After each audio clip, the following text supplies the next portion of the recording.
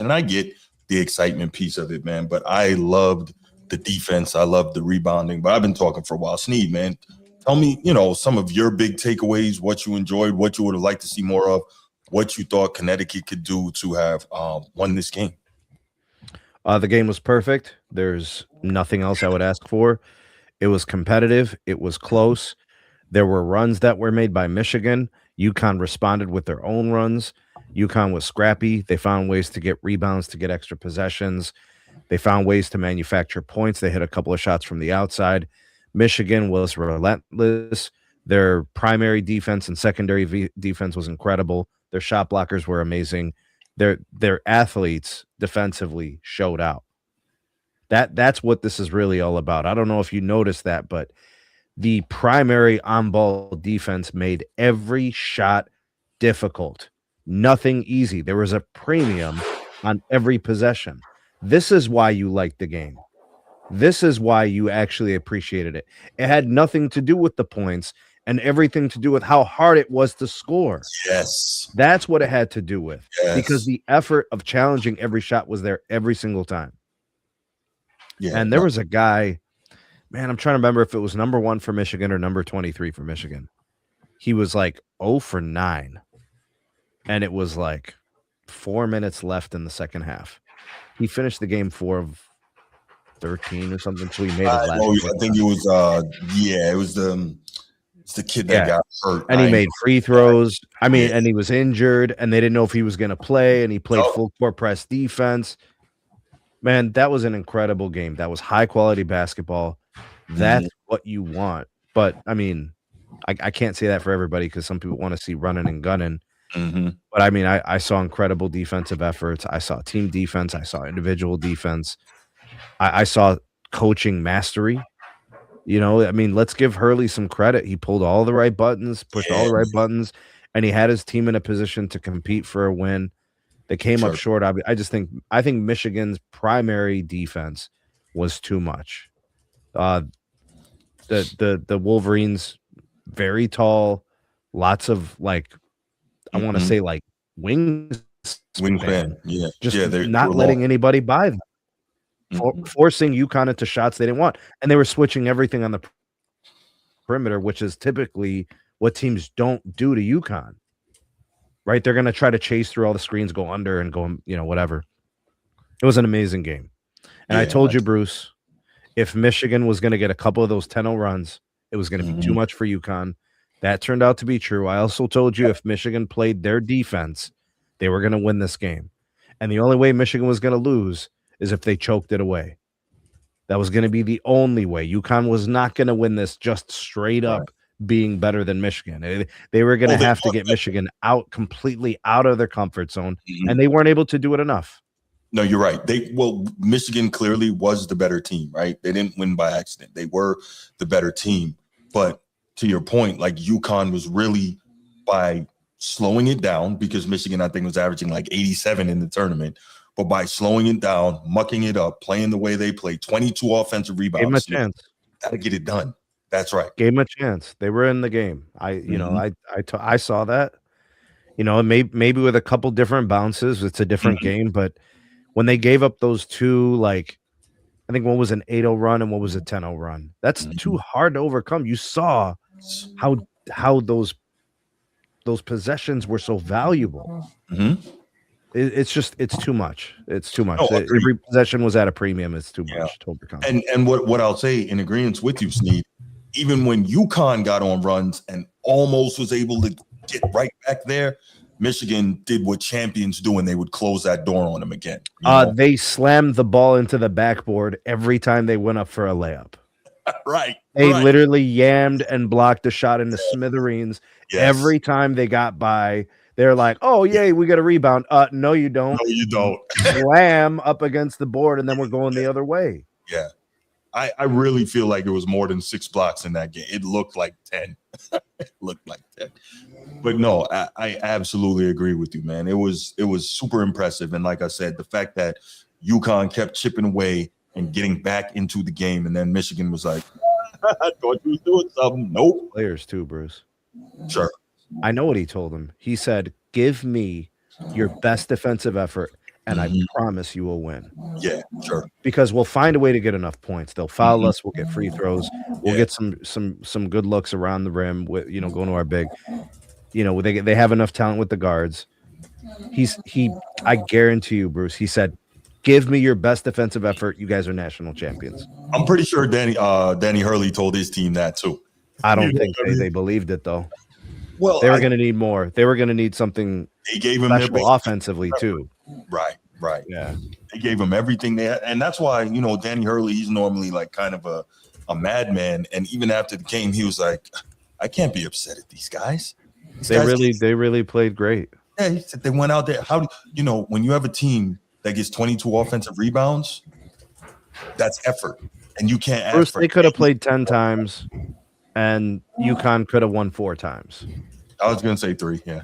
Or something like they could have played, and there would probably be some wins in there for UConn. But you play once, and that's the way that this thing rolls. Right. Yeah, no, for sure. Good point, Coach T. That's right. Women's basketball, men's basketball, baseball, and football, all Big Ten. That's why Notre Dame needs to mosey on over to the Big Ten. Stop. You know what? I'm not gonna let you. I see what you did there. No, but great game. All right, let's take a couple calls on this, and then we will get to that next one because I can't wait for transfer. All right. 904-219-8264, 904-219-8264. We'll take 1 or 2 calls, nothing crazy, and just get you guys' thoughts on the Michigan-UConn National Championship game. Really what I would like to know, whether or not it's in the chat or on the phone here calling in, I want to know how many of you guys enjoyed that game in terms of a slower pace, the physicality, the defense, interior and perimeter. I want to know how many of you enjoyed that, or would you rather have seen a run and gun, tons of threes type out? We should rate the game, Bruce. Out of 10, I rate the game a 9.25. Damn, that's high. I go 9.25. Yeah, I go a little more shot making could have worked for me, but I mean a lot of that obviously had to do with the tremendous defense. But I would prefer a little bit more shot making. I rated a 5. Hey, Bruce, what up, man? terrible. Stevie Wonder that game, bro. How y'all feeling? Hey man, that game feels so nostalgic to me. I love it. I love Slobberknockers. I like games like this. I don't like those high scoring games or like big games. I agree with you, Bruce. I like games where it's tough to score and the last 5 minutes determines the game. I like that. Slobberknockers. The last 3 minutes is crucial. I like that. Coach, hey man, Bobby Said I like that, Daddy. Don't let this man talk. Damn. Bobby Hurley's one hell of a coach, bro. He is, man. He really is. It was basically the David in this situation. Not really because of their prestige, Connecticut prestige. They would have won 2 chips in 3 years. Yeah, but for sure. No, it would have been 3 and 4 years if they won. Yes. But I hear what you're saying. Bobby Hurley's an elite coach, man. His defensive mindset. He's one of the guys. I know Bobby Hurley's probably listening to hip hop and everything. I don't know what era. Yeah, I don't know what era it is. Big Pun or Young Dolph? Which one you think? Don't start. Why do you do this? I'm sorry, Young Dolph. Like really? Hold on. I'm gonna say this, bro. Young Dolph is my guy. Young Dolph is my guy. I love him to death. I was so hurt when that everything happened. He's my favorite South artist out of any artist. Wow. But the Big Pun, he ain't stopping. Just don't do that. No. I'm saying you say your favorite South artist. So real talk. Nope. Bruce, continue. Get this train back on the tracks, bro. Come on. I was keeping it in the South. Nope. Okay. Baltimore, Bruce, continue, please. Bobby Hurley listens to hip hop and continue. Danny Hurley. I said Bobby Hurley, brother, dude that played for Duke. Yeah. He's a true players coach. He's a motivational coach. He inspires his players to play hard. He's mean. He yells at people. He should be proud of his guys, man. How hard they play.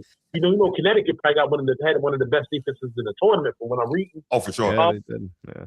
Like I say, I love the game. I love the slobber knocker. I love that it was low scoring. I love that it was hard to score. and it was hey man, that was that was Steelers Ravens, man, in the heyday, man. That was Cowboys Eagles and with Reggie White, and that was that. I love it, man, and you know, casuals wouldn't like it. They want to see the 120, the 110 game, but basketball players who grew up in the 90s with the Big East tournament and all that, the ACC tournament in the 90s and the mid 90s, the early 2000s. We like tough, hard slaughter knockers like that, man. So I love the defensive games. Thanks for letting me call in, bro. All right, no doubt. Appreciate it, man. All right, let's go ahead and move on to the next topic. That quick hit was crazy. Jeez. All right. So this, I'm going to give a quick synopsis, and then I will hand it over to Transformer. So Lakers shelved Bron. So the other night, not the game against the Thunder, the previous game. Who was that against? That was against. It was against the Mavs. The Mavs. Thank you. By the way, Cooper Flag is clearly making his statement for Rookie of the Year, but that's a different thing. Against the Mavs, LeBron had a tremendous game: 30 points, 15 rebounds, 15 assists, 9 rebounds. Tremendous game. So got to give him his due for that. And at one point, he was kind of getting into it with one of the Mavs fans, and he was saying, you know, the Lakers shelved me. And he was saying, I can still do this. I do this-ish, which, yeah, he can still do this. But, you know, at this age, can't do it every night the way he once could. And I think it's not hating to say that, is it, right? I'm sure some people that's hating. But yeah, so, you know, he got into that exchange with the fan. And this is where I kind of wanted to get into this a bit. And I really wanted to get Transformer's thoughts. And this also, to some extent, leans into what we talked about yesterday. And Transformer, obviously, our resident Laker expert, he didn't get an opportunity to weigh in. So I am going to pass the mic. Too many MCs sounding alike, all after the hype. But I'm a pass Transformer, and I will let him go ahead and kick it on his topic. Can I kick it? Yes, you can.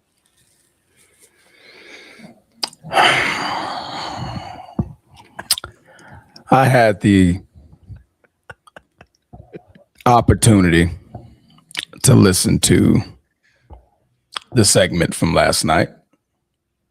Unfortunately, I was sleeping because I had to get up at 3 this morning.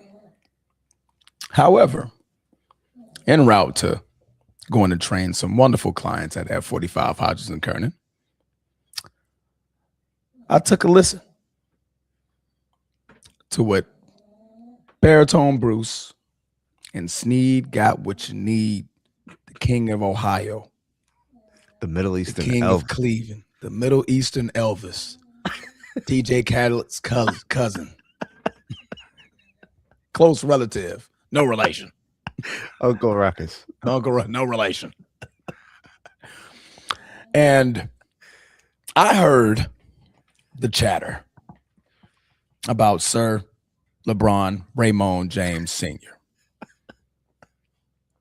about a game that he sat out on against the defending champions.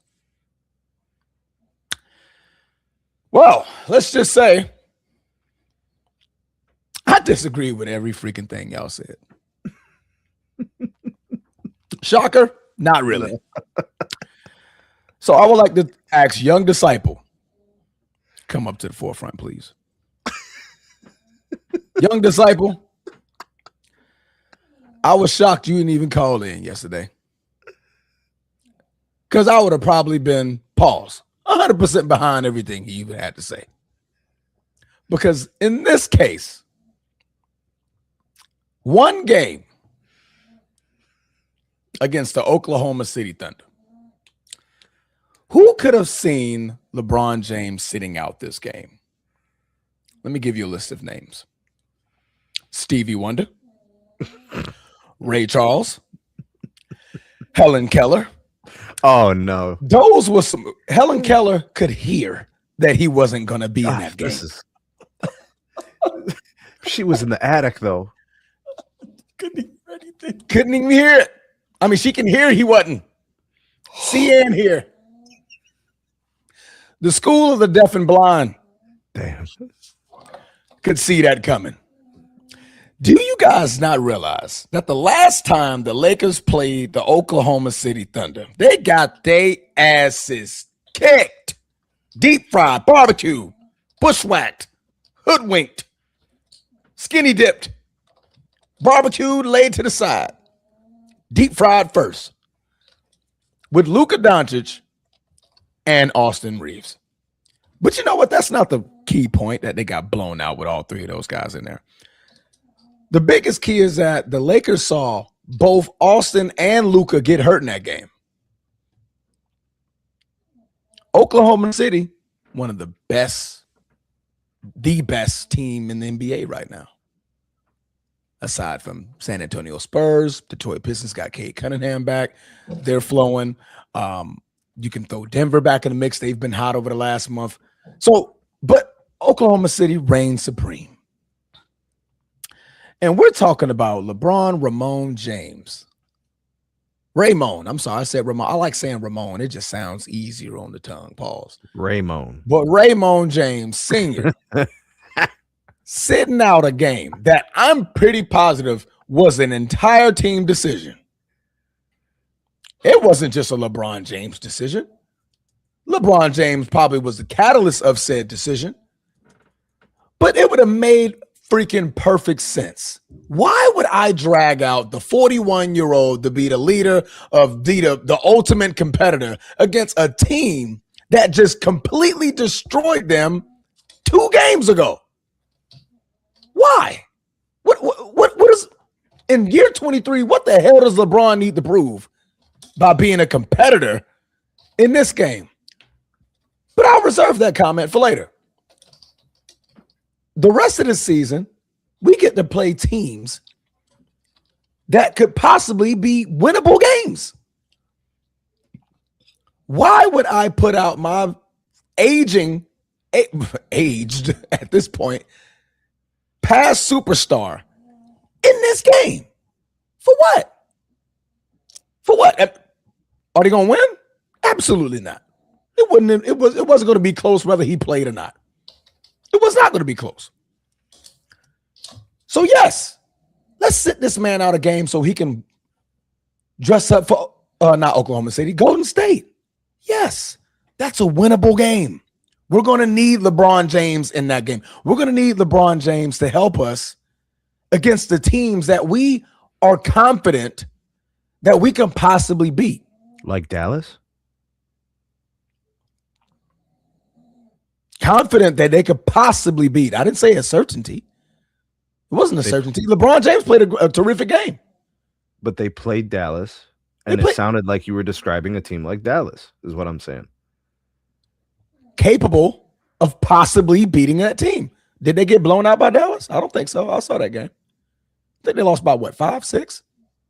The game was close in the fourth quarter. Yeah, it was. It was close. But there was a possibility of LeBron Raymond James Sr. winning that game. The man played 39, 40 minutes.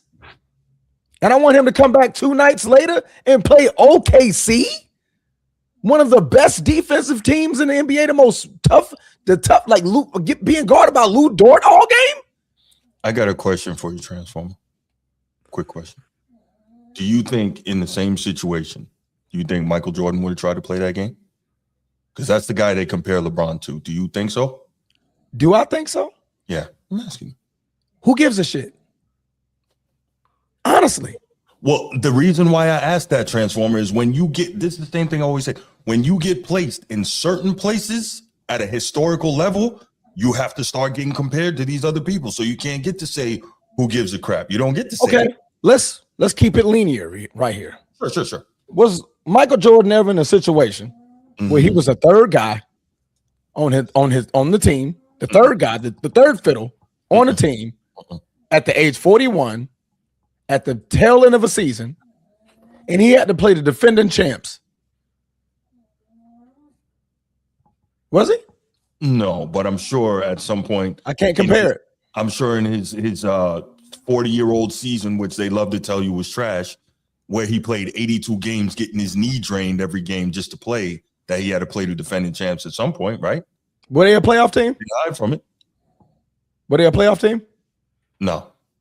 Which would be all the more reason for him to say, I'm done, right? But he was still out there, right?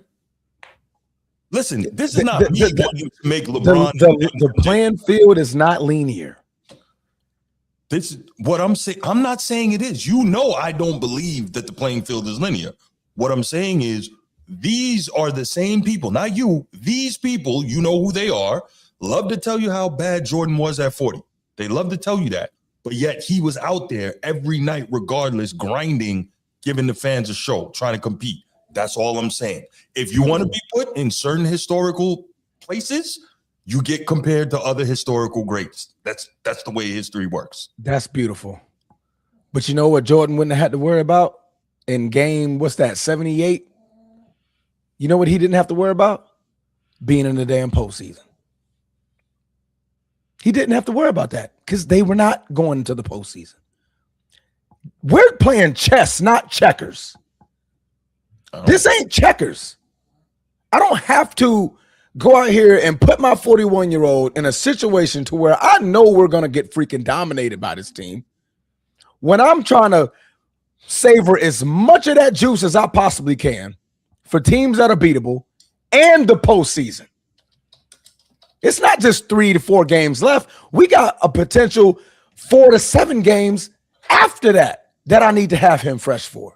We're trying to milk this baby, milk this cow for as long as we can until possibly Luka Doncic goes over there and gets some steroid put in his freaking hamstring, or Austin Reeves comes out there in a good way. I'm sorry, some treatment over there in freaking Europe. Whoa.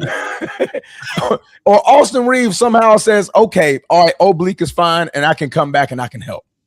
We're milking this baby. Why would I put my 41-year-old player in that situation? I don't need to. No, you don't need to, but if he's what am I proving? What does LeBron need to prove anymore in year 23? And before y'all go there, yeah, I heard that absurd ass comparison to Giannis Antetokounmpo. That was Bruce, as a journalist, that had to have been the stupidest comparison I've ever heard. Remind me, and I'll go ahead. That, Giannis Antetokounmpo, he's out there and he wants to play. Yeah. He's making a ton of money. He could sit back, chill, just wait to get traded, and he wants to go compete. What's wrong with that? What the hell does that got to do with LeBron? Really? That's what we're saying? We're talking about two superstar Hall of Fame level players, right? To the exact point that you're Pause. 2 superstar Hall of Fame players. Sneed, did LeBron James deserve to be second team All-NBA last year? No. Not a superstar. Continue. What?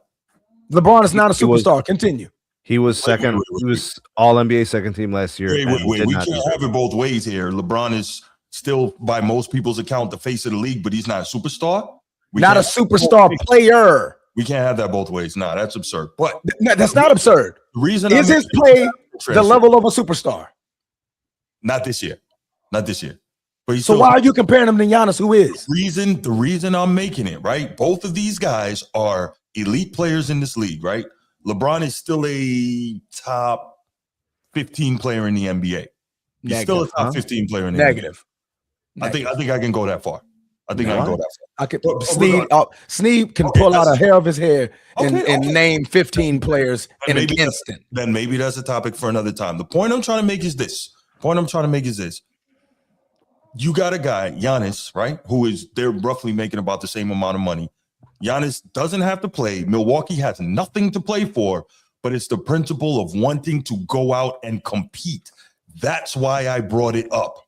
I'm not saying they're the same player. That would be absurd and disrespectful to LeBron Raymond James Sr. I would never say that. But what I'm saying is it's about the mentality of being competitive and wanting to get out there and do it.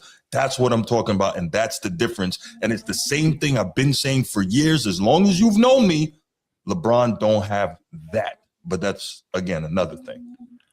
I would have appreciated that better if Giannis was 41 years old. So Giannis in year 13, he's 31 years old. 31, and he wants to play because he's still in his prime. Go back and look at what LeBron did at 31. For sure. Go and look. I know. The competitive side that you're showing for Giannis Antetokounmpo, LeBron showed at the age 31. You know what he did in year 31? What did he do at the year 31? That was the year he was down 1-3 against the Golden State Warriors. Was he age 31 at that time? He was age 31. Okay. The competitive nature to not fold, to not wither, to not just bend over and take that beating from the Golden State Warriors. Mm-hmm. They chased down the 73-9 team, the Golden State Warriors, the formidable, supposed to be rivaling the Chicago 72-10 Bulls, down 1-3. That was competitive LeBron at 31. So tell me when Giannis gets 41, will he say the same thing? I don't know if he's going to be in the league at 41. Exactly. I don't. But so why was that a comparison? Again, it's the comparison of when you're talking about certain guys, the comparison is going to me, the comparison was simple. Giannis doesn't have to play. He can just sit back and relax and wait to be traded. He wants to go out there and do it. And there's really nothing for him to gain by going out there. That is the comparison, whether you agree or not. But that's fine. He wants to play ball at 31. LeBron wants to freaking go home and drink wine in year 23. So he ain't trying to be out there and get dominated for no reason. That's crazy. That's crazy. That's not crazy. I want to be a 41-year-old out there and fucking ball against the damn reigning champs. That's for no reason. For no reason. When I know I have a mission. That's bad. After this season. Transformer, look. Why would I need to do that? If he wants to go and drink wine, go drink wine. Sign the paper, drop your papers, retire, and go drink all the wine you want. Relax. Yeah. No, we're past the wine thing. Why do I need to go out there and prove something and get smashed? When I need to be rest up and geared up for something bigger than playing OKC in game 78. Okay. Why? Let me try. You know, why are we not thinking logically here about the long term, not about one fucking, because the one freaking game. Because the all-timers don't think like that. They're wired differently. That guy that's behind you, over your right shoulder, that guy there, you think he's thinking like that? I don't think so. Do you think Kobe didn't take a rest day because he was just tired? Tell me, and I'll prove you wrong quickly. Because I can recall plenty of times that Kobe sat out. Can I finish talking? I'm saying I'm not going to tell you that Kobe never did that. I'm not going to tell you of all people that. But I will say that Kobe is known for getting out there and trying to compete. Yes, in his prime, Bruce. Okay, all right. In his prime, when Kobe got to the tail end of them last 3 years, he rested plenty of games. Okay. And he stated why. All that talk when Kobe said, I want to go out there and play for the guy that's in the stands in the top row who didn't get a chance to see me play. By 2013 to 2016, that tune changed very quickly because them injuries was piling up.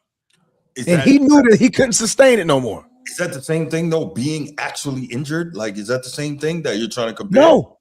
Kobe would play the game prior, and to Snead's point, was able to lay up the ball fine. He walked off the court fine. He walked to the locker room fine. And that day, he said, I am resting the next game. And he did.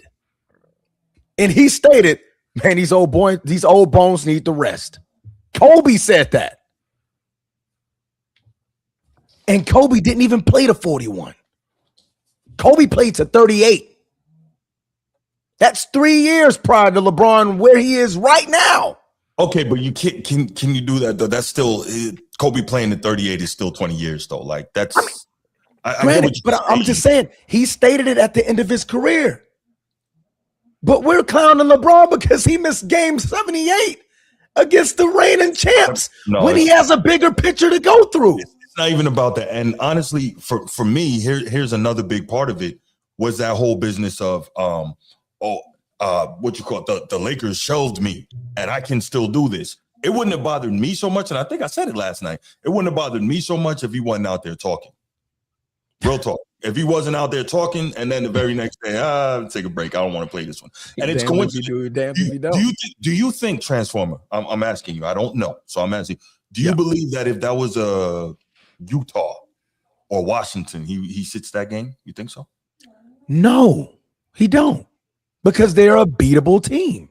So then your whole premise of he needs to rest to save it for the age and age 41, a year 23.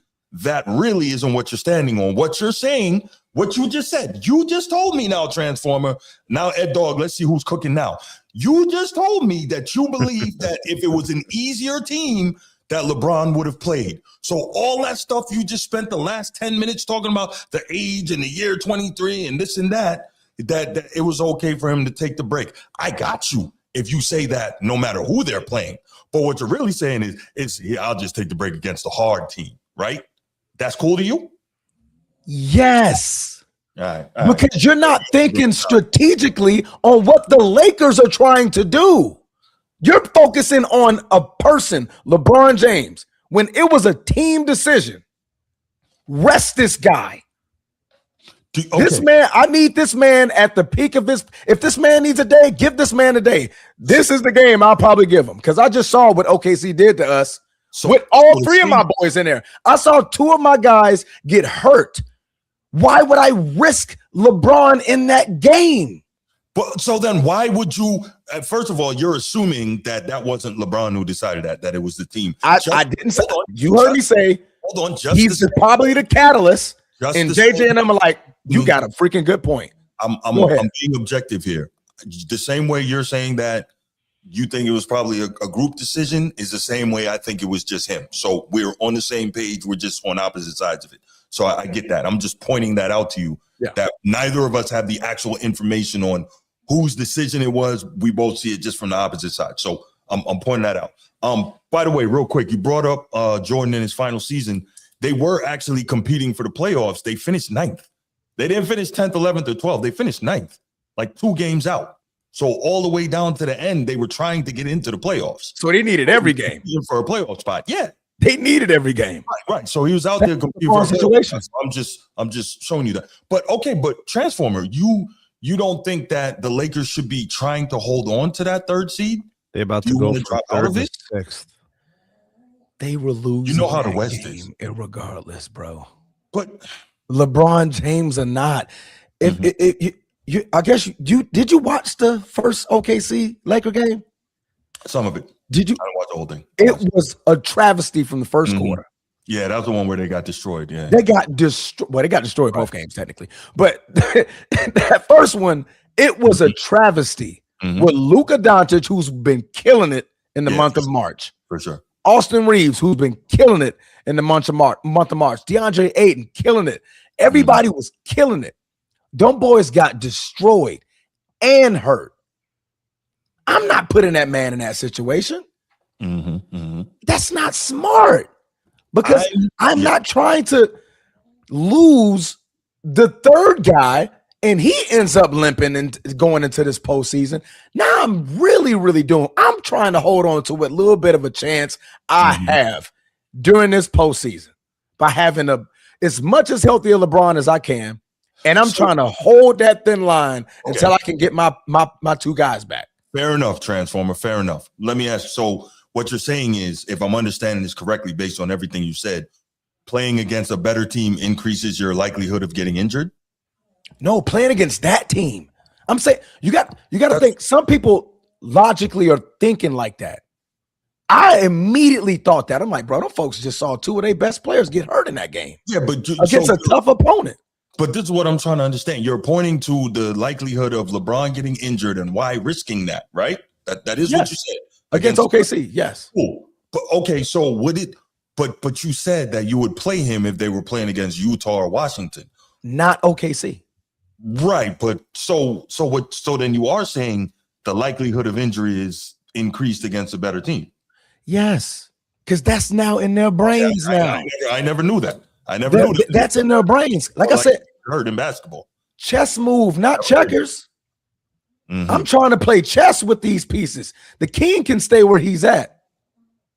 I got to move these pawns around real quick until I can get my Knights back on the freaking board. Well, pardon me, man. I don't like the mentality of, oh, this is a hard team, I'm not going to play. I'll just save it for practice. I'm sorry. All-time greats for that's me. fine. With that. That's fine. I'm thinking about the Lakers as a whole. Okay, that's cool. You're thinking that way. Thinking like the Lakers as a whole. But, Make perfect sense. Do you understand it all where I'm coming from when I say this? I do, but the situation is different, bro. It's the situation is nobody has been in this situation before. Okay. So you're comparing them to guys who were never in this situation before. That's not fair. So to clarify, Jordan was never in that situation. Neither was Kobe. Situation is year 23. Is that Kareem, Magic, situation? Bird. Okay, but name me all your top greats. None of them never in this situation. I'm trying to understand. Year 23 is the situation, right? Year 23, age 41. Age 41. Okay. In this situation. Well, so we can say, oh yeah, do you think they would have?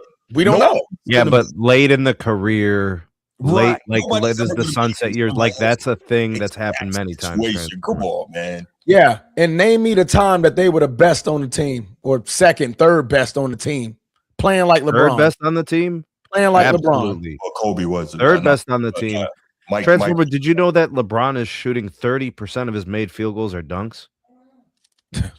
What do you mean playing like LeBron? None of them can do what LeBron's doing. Nobody has. But I'm just saying, Transformer. 30% of his made shots are dunks, and he's at his career low average for points. 20.9. So what are you trying to say, though?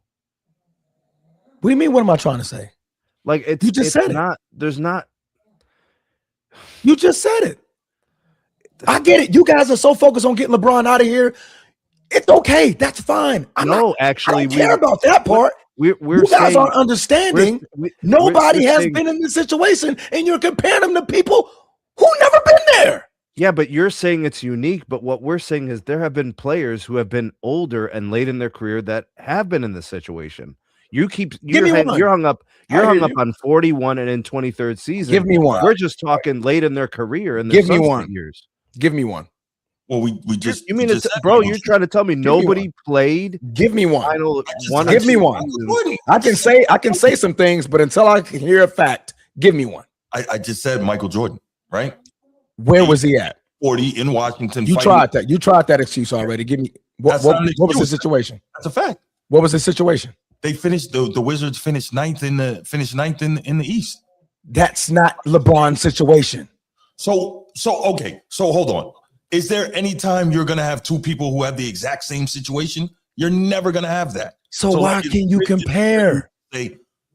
Because that's just like I'm running track on a field. You're running track in the dirt. That's the same thing. We're the same person, but we're on two different wavelengths, bro. You have to play every game to try to make the playoffs. We don't. So LeBron is the Lakers need to hold on till they get their best players. Jordan was the best player. Mm-hmm. That's all they could lean on. That was it. That's not LeBron's situation. It's not. So again, the reason I brought up Jordan is not because I wanted to bring up Jordan, and I keep saying this, because they bring up Jordan at 40. I'm not they. I'm me. But I'm explaining to you why I made that analogy, because you're looking at me like, what are you talking about? Why did you bring that? Because folks were telling MJ to retire. I want to hear what they have to say. And folks were telling MJ to retire. Transform. Right. And they can't rationally answer it. Because they are the same ones talking about, oh, Michael Jordan was so sorry at age 40. Is that it, right? I never said that. I'm not saying you. I keep saying Jordan was not sorry. He just wasn't the same. They are. Yeah. And that's why I compared it. But anyway. Jordan was never sorry. He just wasn't Chicago's Jordan. That's literally right. Exactly. The absurd. Just like LeBron, he's not Cleveland LeBron. He's not Miami LeBron. Right, he's an old LeBron. Yeah, Miami LeBron. A good LeBron still, but just not Miami. Not Cleveland. Yeah, no doubt. Yeah. His career worse, LeBron. And I think that's fair. I think a big part of why people like myself, I'm going to speak for me, no one else. A big part of the reason why I am how I am about LeBron is because of everything that he tells us and everything his people and his minions tell us. And the things that led up to this point. When the actions don't match up, I'm going to call it out. You understand what I'm saying? And if somebody want to call that hating, so be it. I don't care. But they can't tell me I lied. And I will always take pride in that. That's fair. Yeah. I'm just saying. This is chess, not checkers, bro. I mean, we can say that. Helen Keller would have saw this coming. Look, at the end of the day, man. She would have heard it. First round, good night. It's okay. Hey, man, as long as Boston don't win either, man, I feel the same way. Boston don't win, we don't win. Hey, we're still at a stalemate, baby. Next year, not at a stalemate. We're ahead of you. Now, I'm just saying, we're both losers. We're both on the couch watching. We watching the trophy. Man, my team ain't shit either. According to Baltimore Bruce, watching the Lombardi being raised. Right, the Lombardi. Right. But anyway, so what was your reaction to hearing LeBron talking about the Lakers shelved me and I can still do this?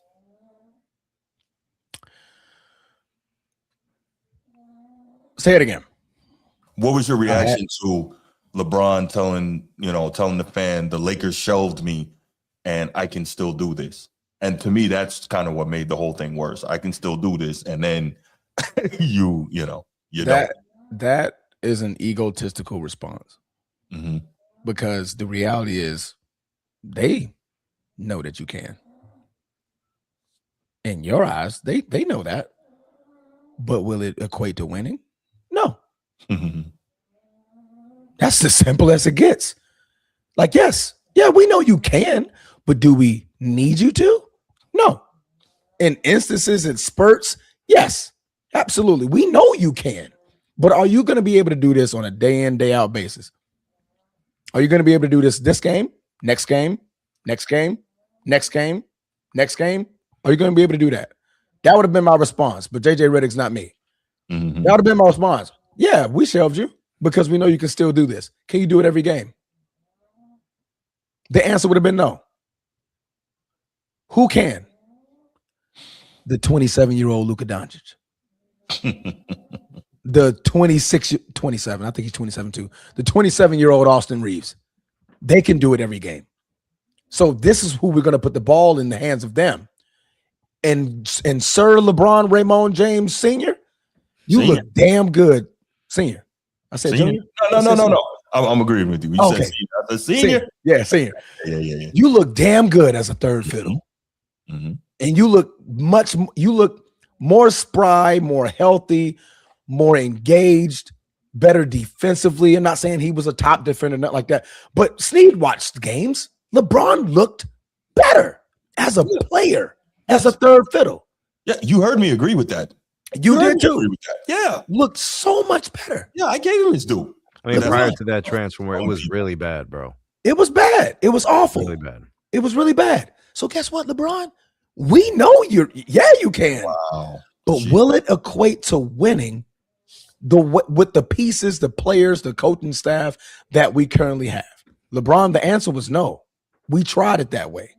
But when we tried it this way, that you look beautiful doing, to me, you looked even better doing, it worked. They went on a 12-1 run. The month of March was cooking everybody, except OKC. Cooked everybody. Knicks, Houston, Denver. Get them out of here. We're talking playoff teams, contenders, Minnesota. Cook. Get them out of here. Right? What were you doing, LeBron? Were you the guy that you're quoting yourself to be, or were you the third guy, the better option that we placed you at? So that response was egotistical. LeBron knows. I mean, they know, right? We know it can't, but does it equate to winning? The answer is no. The answer is no. And I think that's what frustrated people, myself included, about, immediately the next game. It's a tough team. I'm not playing. That was he said that before the announcement was out that he set out. No, I'm not saying he said that, but I'm just being facetious. What you asked me, he never said. Oh yeah, no. He said that during the game against Dallas. He said, "Oh, okay. So he said that, and then, and then immediately the next game is LeBron foot. It was the next morning. But here goes that announcement came out early. And I'm like, yeah, that sounds about right. Thing too, Transformer. Mm-hmm. Just like you're saying, business considerations, strategic, all of that. If they would have just said we're sitting LeBron for rest, or wait, can you say that anymore? You can't say that. No. Okay, so that's why they have to give him an injury designation. Okay, got you. Yeah. Okay. So yeah, well, I mean that part I wanted to correct. Obviously, I wasn't live. I wanted to comment, but I'm like, y'all, nobody would have saw it. I'm like, they can't just put rest anymore. Folks will get fined for it. Yeah, so they have to put an injury destination. His foot wasn't really hurting. They just needed to put something on there. Because I think not Jokic, somebody else did it earlier in the season, and then they had to switch it. It was like, yeah, he rested. They were like, ooh, shut up. Your shoulder, you're nursing your shoulder. Like you can't say that no more. They're like, oh yeah, my bad, yo. That was part of the bargaining agreement, right? Yeah, dummy, dumb, stupid. But yeah, man. Lakers shelving LeBron. Yeah, to me, like I said, it made sense on the why, the who, the timing of it, the bigger picture is what I would be looking at. If I'm that coaching staff, I personally would have Bron. No, this ain't the game we need you in. Not this game. Are we likely going to face them in the postseason? Absolutely, you can play every single game because at that point it's win or go home. This ain't win or go home. This winner staying fourth. Winner staying fourth, right? But the opponents that are behind us, behind OKC, I mean, we have an opportunity, chance, possibility. I'm not saying certainty, Sneed. I know you're trying to catch me on that, of beating them. And we think we're in a better position with you being as healthy as possible playing those teams. Because when he got to play Steph, the man shows out. For some odd reason, the boy takes his super serum. And for some odd reason, him and Steph go bonkers. Every time. I don't know what it is. I know what it Kevin is. Durant don't even know what it is because he decides to go cold when he plays LeBron James these days. I don't know why. But Steph, somehow he's going to get 35. LeBron's probably going to give you 28, 10, and 9 or something like that. Almost triple-double or another triple-double. But, yeah. That's where we're at, man. Okay. Sneed, you got anything before we open up these phone lines? No, because I said it all yesterday, and I'm good with it. I'm good with it, too. And I'm better with what I said today. Fantastic. Where's my cigar? All right, y'all handle these calls. 904-219-8264. 904-219-8264. Call in, give us your thoughts on the Lakers and shelving LeBron, etc. Let me get my James Worthy on. Really, Transformer. I feel the need to correct you. You're actually getting your red hour back on. So, just saying. I didn't make it that way. Yeah. You don't like that, do you? Nino, what's good, brother? What's going on, man? I just want to know if Transformer to bring his apron to work. Got his hat, got his spatula, all that going on. Mm-hmm. He was cooking. Mm-hmm. I ain't got to try to tell you yesterday. Hey, don't mean I got to agree. I still disagree. How can you agree that the front office begin on these decisions, but Giannis wants to play with his brothers? And that came out. I'm glad because I couldn't put my hand on. I'm like, why would Giannis just have an extra food so much? The fact that he want to play with his brothers, that's why he want to play and get on the court so bad. Is that what it is? Allegedly, yeah, that's the story. I don't know. I guess both of his brothers on the team or one of them. I think one is on the G League team and the other one is on the main roster. And they not gonna make the playoffs. Mm-hmm. This is the story. Now you can't. I don't really believe all the reporters, but they say he wants to play with his brothers. That they gonna make the playoffs, so they're gonna get some playing time. Okay. I mean, I can't imagine he's never played with his brother before, but all right. No, I mean, he probably do, but I'm saying they're going to get a lot of playing time. He's going to get on the court with. It's not, this neither here nor there. John Wall was here. Wanted to play. So the GM, we hear it all the time. Do you think if Tim Duncan came to Greg Popovich with this idea, or do you think it was Pop idea? No, it was Pop. Yeah, that's on record that it was Pop. That's for Horizon. Yeah. So it's on record plenty of times that owners and coaches making these decisions. It's a smart decision. I think we getting things about who's making it, but it's a smart decision from that. First of all, it's probably the first round. I'm with you on that. Now we about to. I don't know how you're gonna get out that first without Luke and AR. But if it's any chance, it's gonna be LeBron James. And to what Transform was saying, if you have a chance to win the winnable game and preserve, you're gonna have to do that by preserving Bron for the regular season.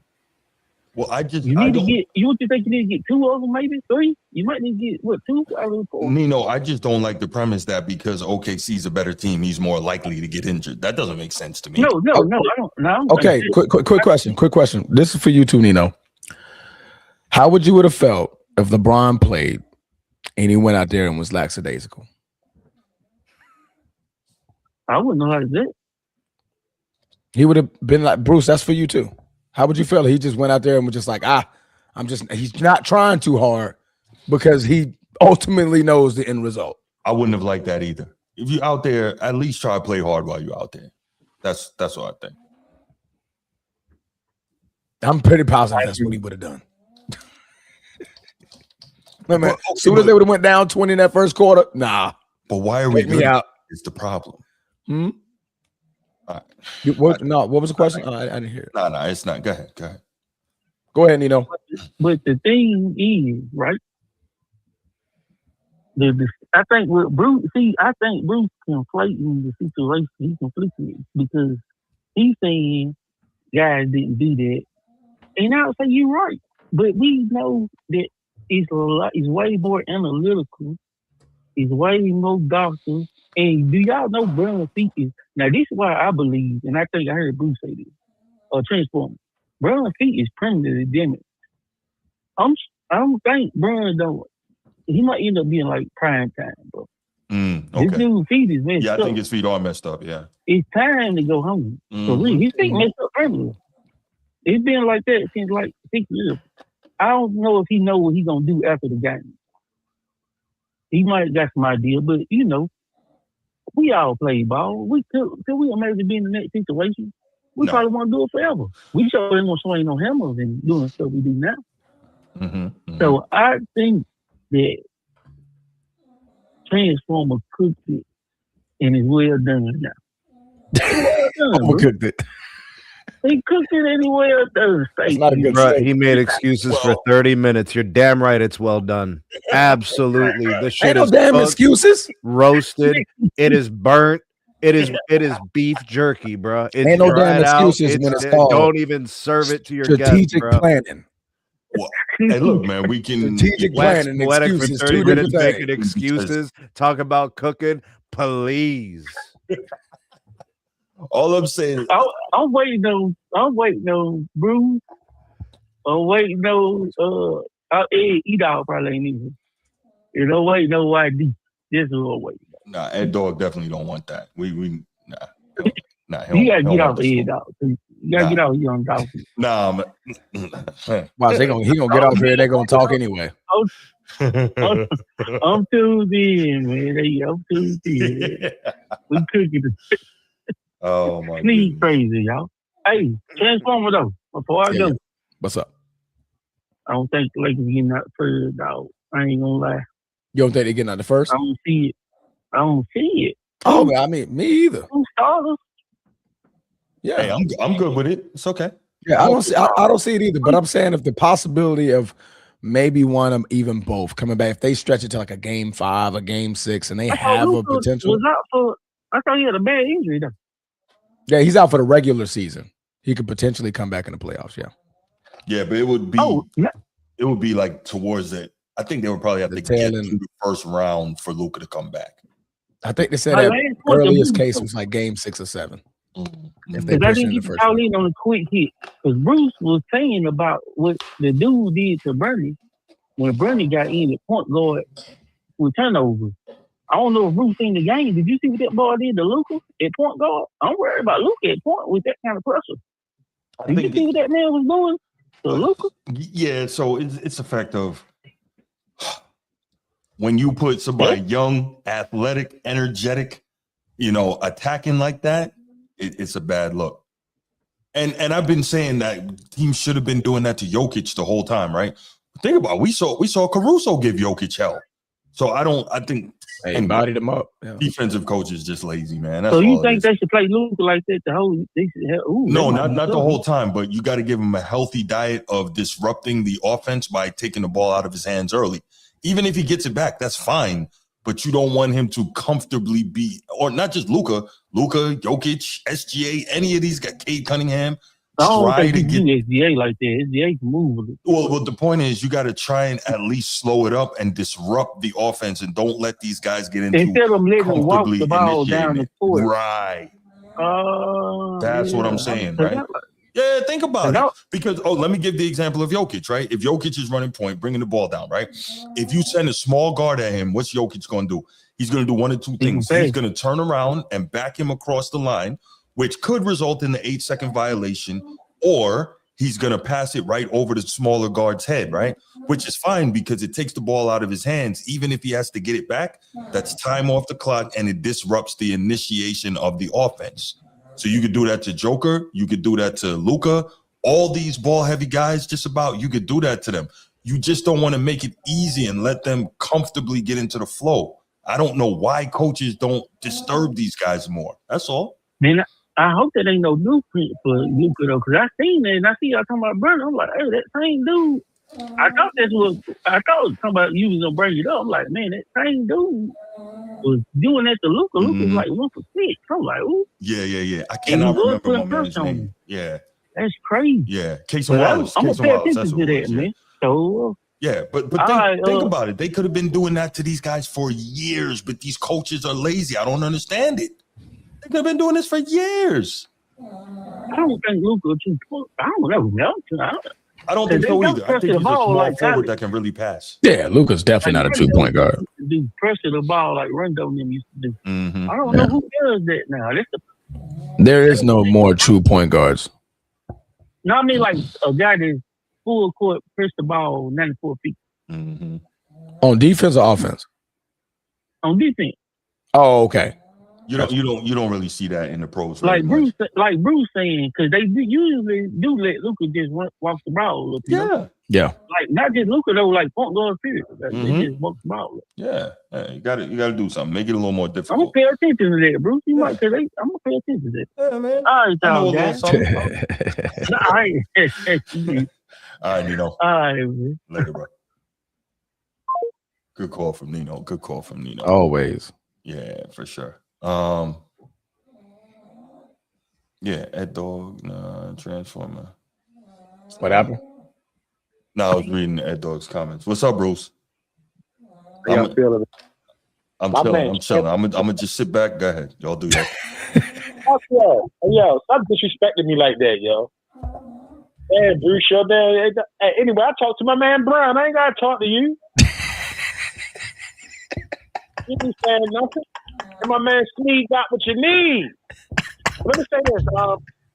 Oh, yeah. Hold on. Y'all don't like when the shoe on the other foot. Y'all don't like when the shoe on the other foot. Now y'all want to take your headphones off? That's crazy work. What co-host I have? I can hear. I'm good. Fucking smoke. He just had to bring Michael Jordan into this discussion, didn't he? You just had to bring the Jordan and LeBron discussion. You just had to. We're talking about LeBron sitting out against OKC. Okay. You just had to bring, Michael Jordan have set out at the age of 41 against a tough opponent? Would he have? Probably not, because that's Michael Jordan. We'll never know.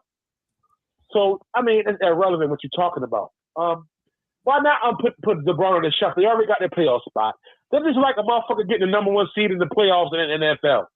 That guy's not playing the last 2 games or the last game. You sit him. How many games was that? 4 games? 3 games? Damn, you already got 2 guys down. Shit, why risk the third piece? Now, is Austin Rivers coming back in the playoffs? Who knows? But for you to like not give grace to LeBron at the age of 41 for he's been low manager since goddamn Cleveland. This is not nothing new, Bruce. You making it seem like he's ducking the smoke against the Thunder.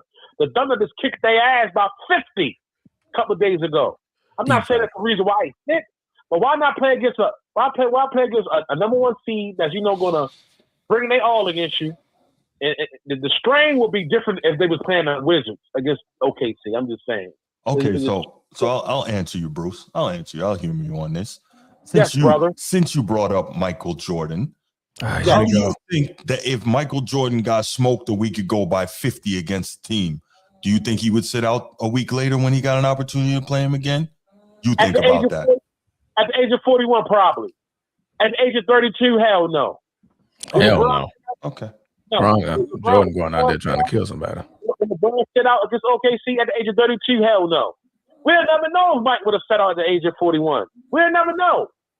But I will say that Mike, he never slipped the goddamn playoffs with the Wizards. That's another story. No. Stop. See, you're lying. I don't like when you get on the show and you lie, man. Don't do that. So in his final season at age 40, the Wizards, because you keep coming on here and saying that, but you don't do your research. The Wizards were in the 9th seed. I think they finished 2 games out, maybe 3 of the 8th seed. They were 9th. So they were competitive all the way through. In the previous season, and by the way, Mike played all 82 games that final season. In the previous season, prior to that, before Mike went out with the knee injury and physically could not go, prior to that, the Wizards were in the 4th seed in the East, and Michael Jordan was averaging 25 a game. Please do your research before you come up on the show lying. Stop lying, bro. Just do your research first, man. They was averaging 25. He was averaging 25. They were in the 4th seed, but how they finished? Did they make the playoffs? There's no excuses, right? They didn't make the playoffs. You just said they never sniffed the playoffs when Mike was with the Wizards. You said that, right? Matter of fact, hold on. Transformer. Am I making up that Bruce said they never sniffed the playoffs when Mike was with the Wizards? That's what he said. Sneed, did Bruce just say that they never sniffed the playoffs when Mike was with the Wizards? In context. No, there's no words matter. Words matter. You don't get to come up here and lie. I'm gonna check you when you do that. You don't get to do that. You want to do that? Ed Dog want to do that. Whoever else wants to come up here and lie, I'm gonna check you. Understand that. Everybody listening, if you come up on the show and you lie, I'm gonna put you on blast. Carry on. Well, let me reiterate that. Did they even make the first round? That's basically sniff. I mean, sniffing the playoffs basically make it. Did they? That 9th state they didn't make it. It's not. They didn't make it. Period. It was in the 9th seed. Period, brother. Before LeBron sitting out, I don't see no problems with him. Sit him. The playoffs are coming. They have nothing. He has nothing to prove. Ain't like he ducking smoke. And I mean, hey, sit your guy, man. He's the alpha and omega. He's earned the right to sit. And in situations like this where the playoffs are near and they need him with the other 2 guys out. So, yes, it's smart of J.J. Redick sitting him. Fair enough. Right, I have another question for you. I'm not disagreeing. It was strategic. I'm good with that. So here's my other question. If, let's say, Joel Embiid had a matchup against San Antonio or Denver and said he wasn't going to play in that game because it was strategic, would that be ducking? Because I know somebody else who said that would be ducking. So I just want to know how it's ducking for one guy but not ducking for another. I know a guy who said that LeBron ducked Michael Jordan 2 years in a row when Michael Jordan wasn't even there. So I'm just trying to figure out what's ducking and what's not. Go ahead. I guess Joel being in his prime would be different. It is ducking because Joel was not the alpha and the omega, brother. He's ducking that wouldn't be smoke. If he been playing the whole month and all of a sudden he don't play against Yaks, he's not the alpha dog. He's not the beginning and the end. He's not Thanos. He can't snap his finger and make shit move. He's a process. He's a process who haven't been processed lately at all.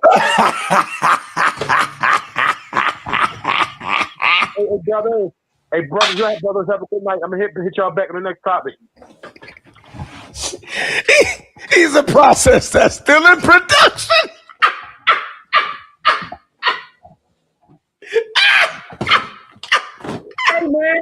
Hey, man, Bruce, man. Bruce keep messing with me, man. Hey, Bruce, hey, I hit you back, bro. He's the process that's still in the factory.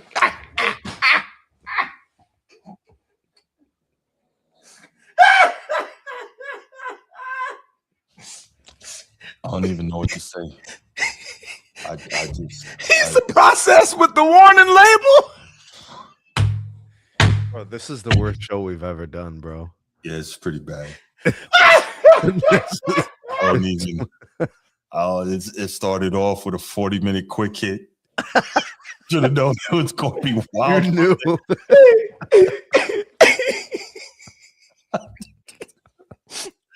Transformer out here bugging out. Bruce said he was the Alpha and Omega.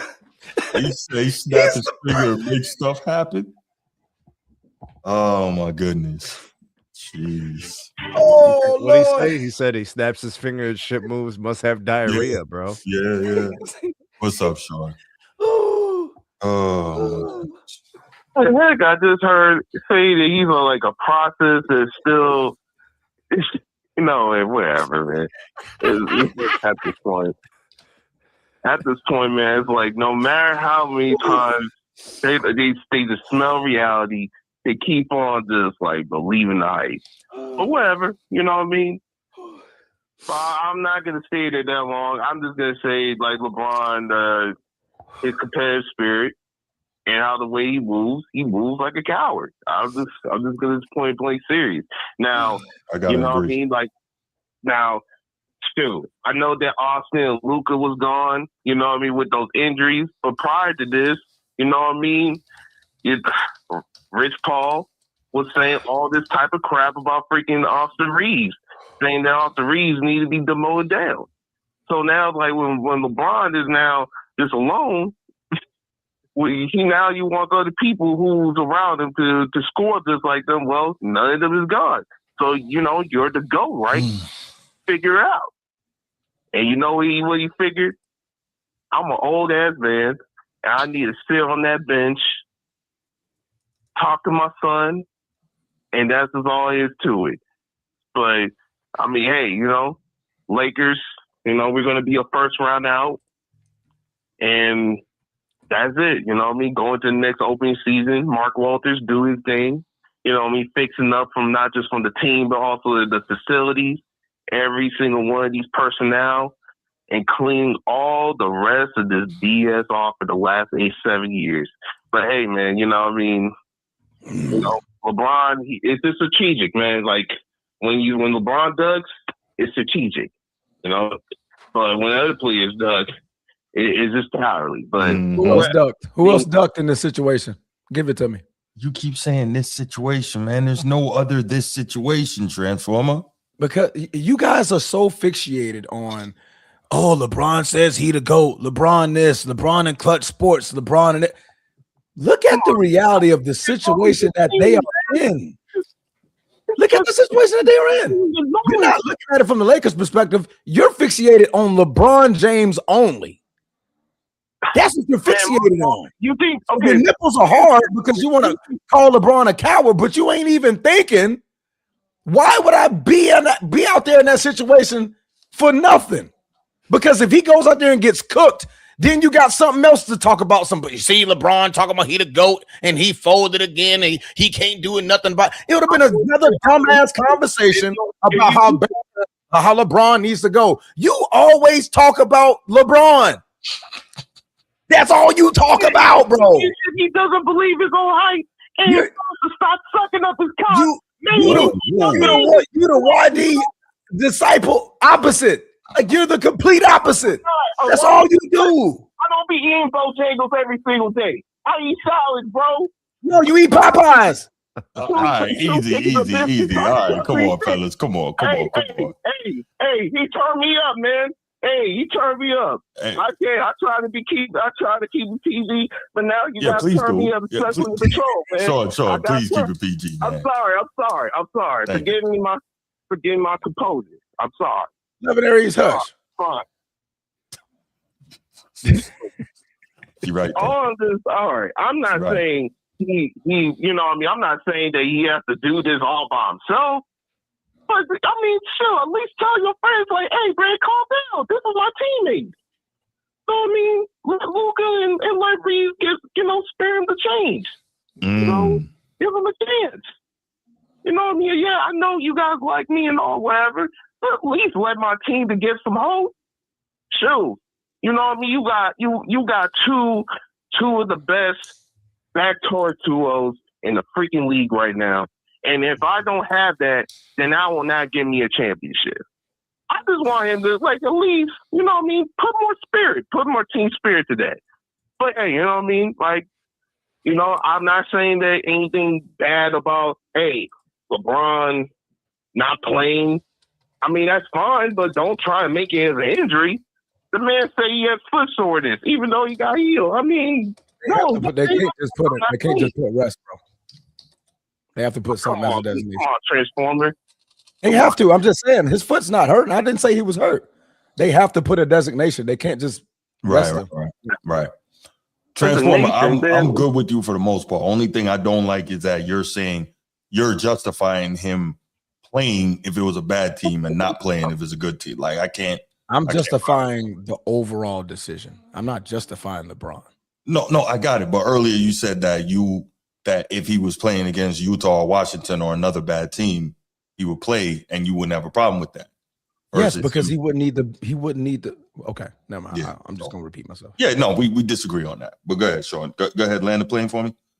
I'm gonna land the plane. I mean, sure, this is not what Mark Walters envisioned when it comes to him buying the Lakers.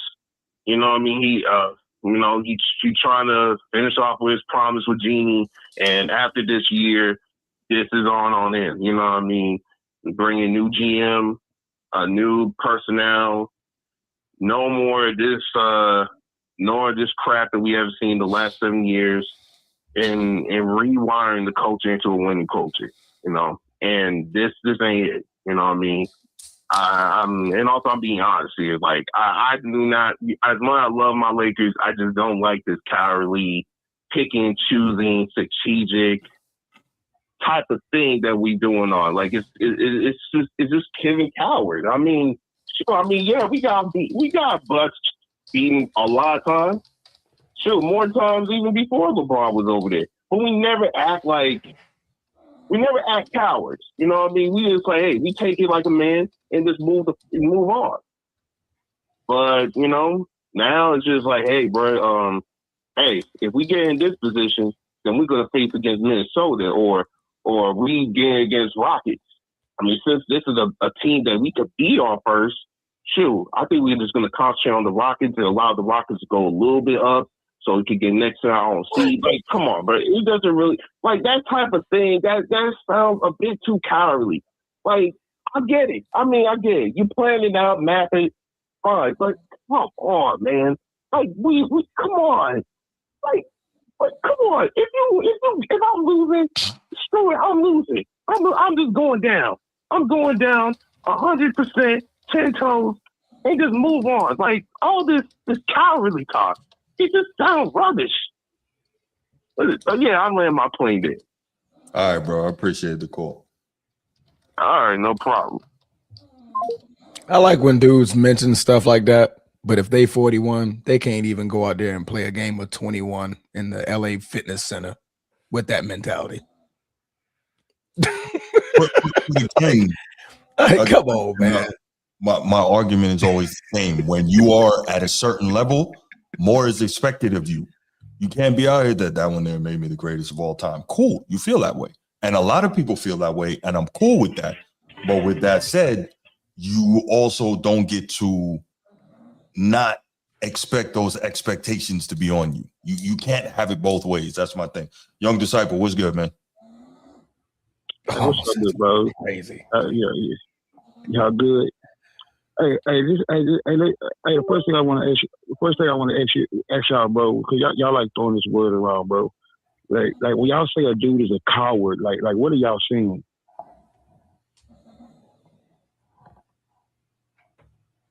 He's not talking to me. I didn't say it, Bruce. I'm talking to him and Sneed because they were both saying it yesterday. I never called him a coward, so no, he's not talking to me. You did say it yesterday, bro. No, I didn't call him a coward. No, I did not. All good, that's cool. Ain't nothing. My turn. I'll take that. I'll take that. When I say somebody is a coward, I mean that they don't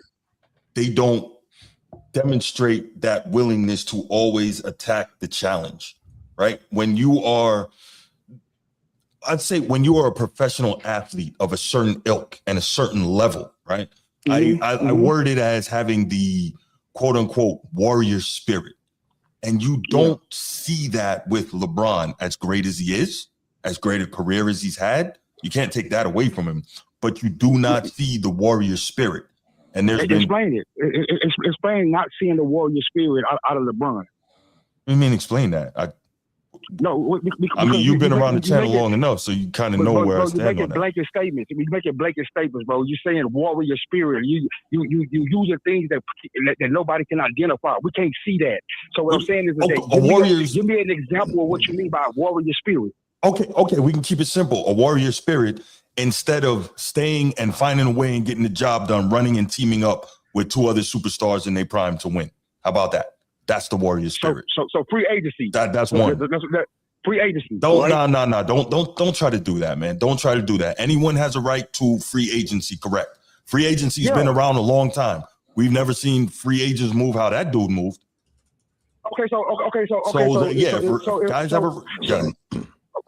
So for you to take that position, that for sure means that you would think that a dude that demanded trades is a coward. What you think about that?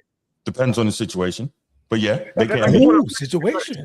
Like that's what I'm saying, bro. But that's another question I want to ask y'all about. Like, do you and the listeners do y'all know the rules?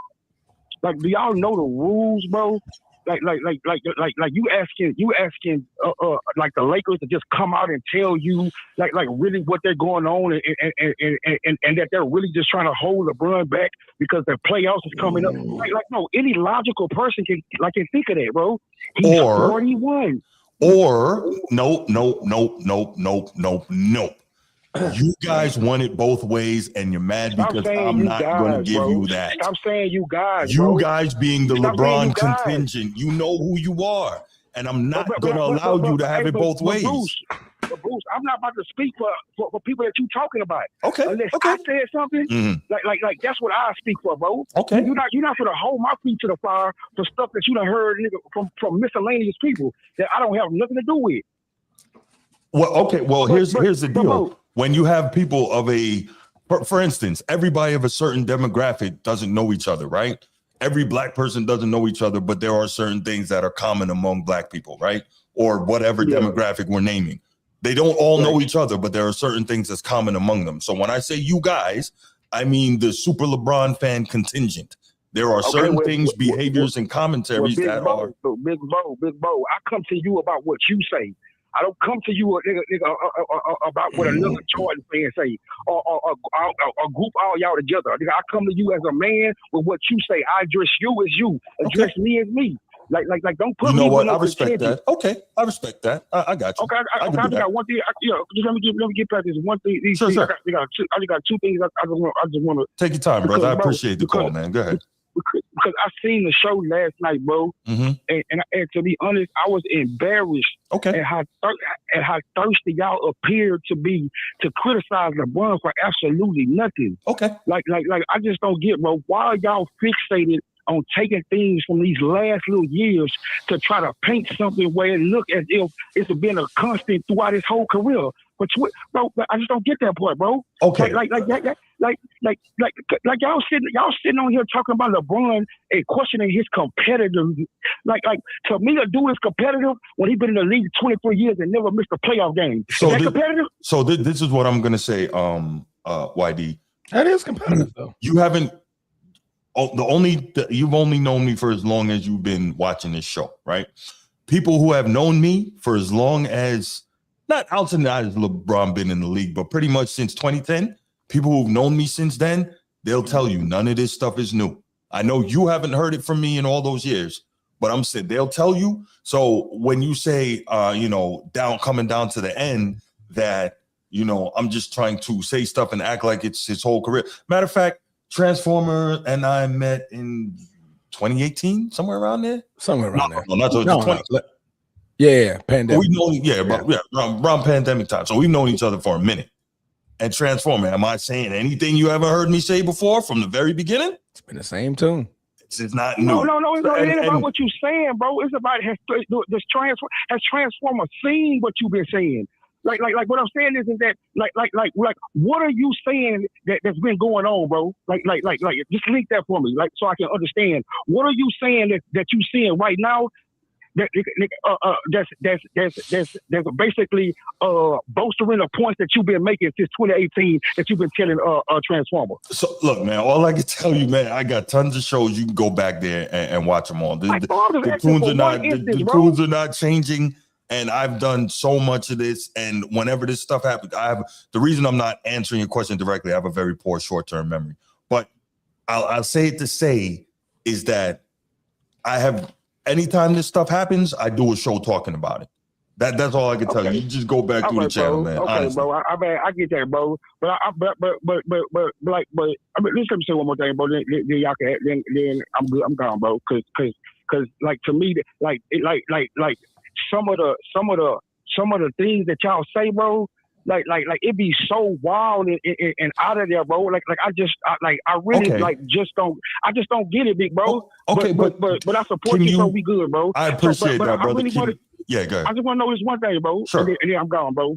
Why are we comparing MJ in year 15 to LeBron in year 23, bro?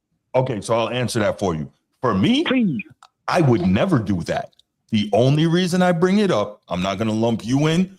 I have spoken to many LeBron fans who constantly take shots at MJ at the end of his career. We hear that in the mainstream media. I have heard many LeBron fans denigrating MJ at age 40. That's why, if you notice, when I brought it up, I said, I want to know what they're going to say, the same people who constantly denigrate MJ at age 40.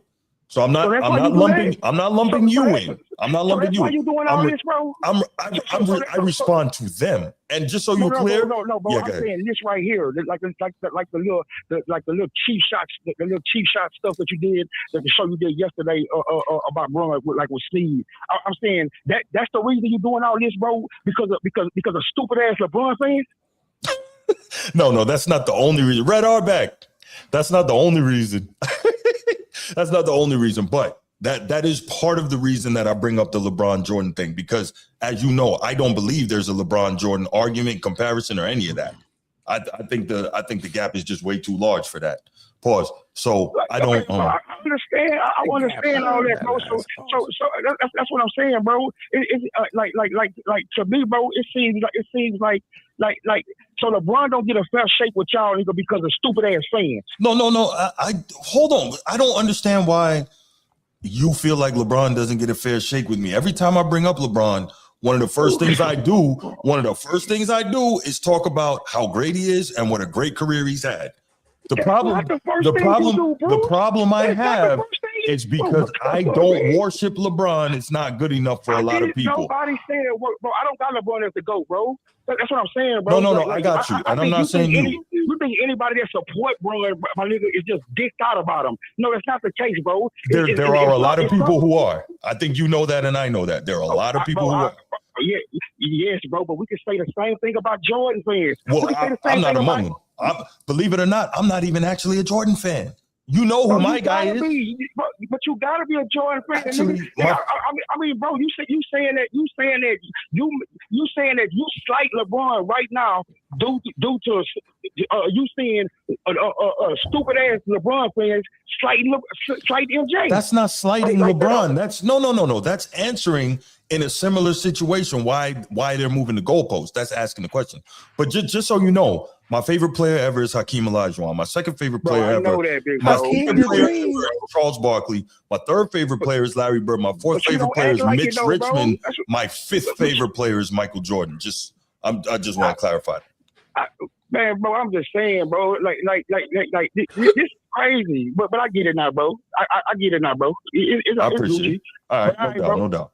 All right, brother. All right, brother. Have a good night. Thank you for the call, man. Yeah. You don't get no love. None. None. You get no love, Transformer. You know what? Young disciple, bro. That was a good call. I'm pissed at Really you, bro. was. I sat here and I cooked for 30 minutes, young disciple. I didn't even get a high. Oh, hold on. Here come your brother. Your brother. What's up, young disciple, man? What happened, bro? You talked to them. Mike, what's going on, brother? He didn't even say anything to me. What it do, man? Maintaining, brother. Hey, what's up, brother? What's up, baby? You all right? Yeah, about you, man. About you, man. I'm good, man. Chillaxing.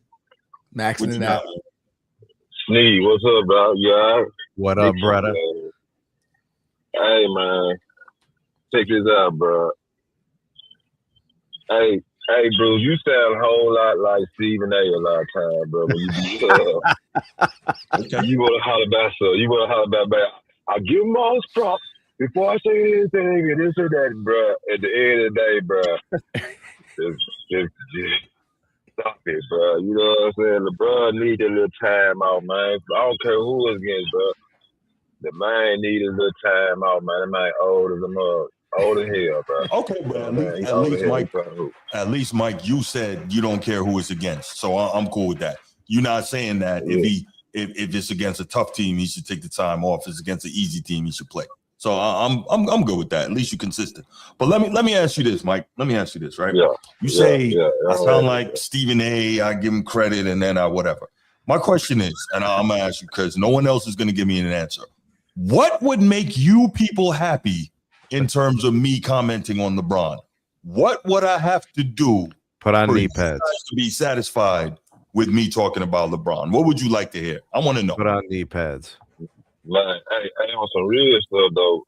You know, be honest, but you know what I'm saying. How you talking right now? Keep it, we're going. You know what I'm saying. Keep the calls coming in, bro. You know what I'm saying. I don't care how you, as long as you don't talk about COVID. You know what I'm saying? You know what I'm saying? You know that this guy came up. I ain't with it. You know what I'm saying? I hear you. I'm talking about Kobe. You know what I'm saying? I ain't got nothing to say, bro. Just put some respect on his name when you talk about him, though. You feel what I'm saying? Facts. You feel Have you ever heard me not? Come on, man. You know I. When it comes to Celtic debates, you do. I'm just saying, you know, at the end of the day, you know what I'm saying? The day gotta end. Just don't holler about my boy Kobe. You know what I'm saying? You straight. You straight though. No. You should be some of your callers calling in. You know what I'm saying? Out of this, bro. That's who I be wanting to talk to sometime, man. You know, like, hey, bro, put some respect on my boy name, bro. Okay. He is that dude, bro. But I feel, man, LeBron. You know what I'm saying? You know, I ain't no LeBron hate. I respected him in the year he beat Golden State, but that's the year when I started respecting that man. Other than that, bro, you know, I'm just a basketball fan. Okay. You know what I mean? All right. But but you be on some real LeBron hating shit though, man. I ain't gonna lie though, bro. Well, I disagree. You be hating on that boy. On that boy. And Sneed do too. I think there's a difference between hating and not loving. I think that's two different things. Well, man. Yeah. Hey, but y'all take it easy, man. You know what I'm saying? I appreciate the call, Mike. Keep doing your thing, man. Hey, B, call at me, bro. I love you, bro. I love you too, bro. Appreciate it, brother. Thank you. Young disciple, bro. The whole chat realizing. By the way, why you don't call him baritone, man? You hear that dude? I mean, that's because Mike be like relaxing when he talk. I'll be relaxing when I'm talking. You talk like that all the time. That's Barry White's son, bro. What you mean? Yeah, I was like, gosh. Hey, say hope. What's up, Chief? Good What evening. up, sir? Anchors away, my boys. Anchors away. Hey. Hey, yo, Chief, I'm about to start banning you from calling with Transformers. You can ban. Hey, I take that ban. But I'm got be you. fair. I'm gonna be fair and objective. Yes, sir. Yes, sir. Bruce Hope does not hate LeBron James. Thank you. Now, even though I can disagree him not having LeBron in his top 10, Fair enough. You can move Shaq You out. put him on Mount Rushmore, though, bro. He did. Yeah, he didn't put him on the Mount Rushmore, but I'm just saying. He's conflicted. Now, Bruce might not like the way the guy moves, but that don't necessarily make him a hater. Thank you. So I'm trying to explain it to you. Certain things as a LeBron fan, I don't even like. But right. I mean, but at least I can be honest and admit it. So, but when I make the case, it's more or less I got to look at what the guy does. Yes. So when I say he does X, Y, Z on the court, he that's what he do. Now he ain't gonna do everything perfect, but you have to credit the guy when he does X, Y, and Z, whether you like him or not. Certain people they got hate issues of now. What I can't stand is the bias hate. So you try to discredit the man. The man got 4 Finals MVPs. The man won as a Laker. Now that don't mean he needs to deserve a statue, but you got to give him his props on what he did. Sure. You don't have to go overboard. You don't have to slob on the knob or the corn on the cob, but you have to give the man. I know that song, by the way. I know that song. Okay. I know that song. Yeah. Corn on the cob. I'm just saying. Check it with me. Into your job. Let's go. I'm a LeBron, but I don't ever disrespect. I don't ever really just disrespect. Hey, that shit loud, son. I don't disrespect Mike. I don't disrespect Mitch Richmond or a lot of the guys that came before. But LeBron deserves his place in history. Yeah, of course. Well, this is what I tell the what's his name? My boy Big Rob. That Charles. That slick. I call him Charles Stabanzi. I call him. I call him. I call him old Chuck. Old Chuck Chill Out. But you can't deny a guy that consistently performed great for 20-something years. Now, no, you can't. And if the guy, it's about 4 teams that went to 4 more, straight. The man went 8 times. Well, it's a week in Easter, but he still did it. It's still a task. That's true. That's true. But I'm just saying, if you go on debate, I say Bruce Hope, you got to come with your facts. If you don't have the facts, you got to get the facts. Get out absolute fact. You have to come at Bruce with facts. If not, it's just rambling at the mouth. On how you feel. I got to say, LeBron blocked. Well, he lost so much. But then, you know what I'm going to do? Okay, the man won more playoffs than anybody. Well, he missed more shots. Yeah, he also took the most. Right. Oh, he had the most turnovers. Yeah, but do you know his turnover ratio is better than Mike and Kobe? Guys, it is what it is. You play long enough, you're going to turn the ball over. He ain't John Stockton. For sure. So certain things, I got a problem with the guys don't come with the facts. Right. Yeah, Hold guys, on a second. Hold on a second, Chief. How's it been looking the last 5 years?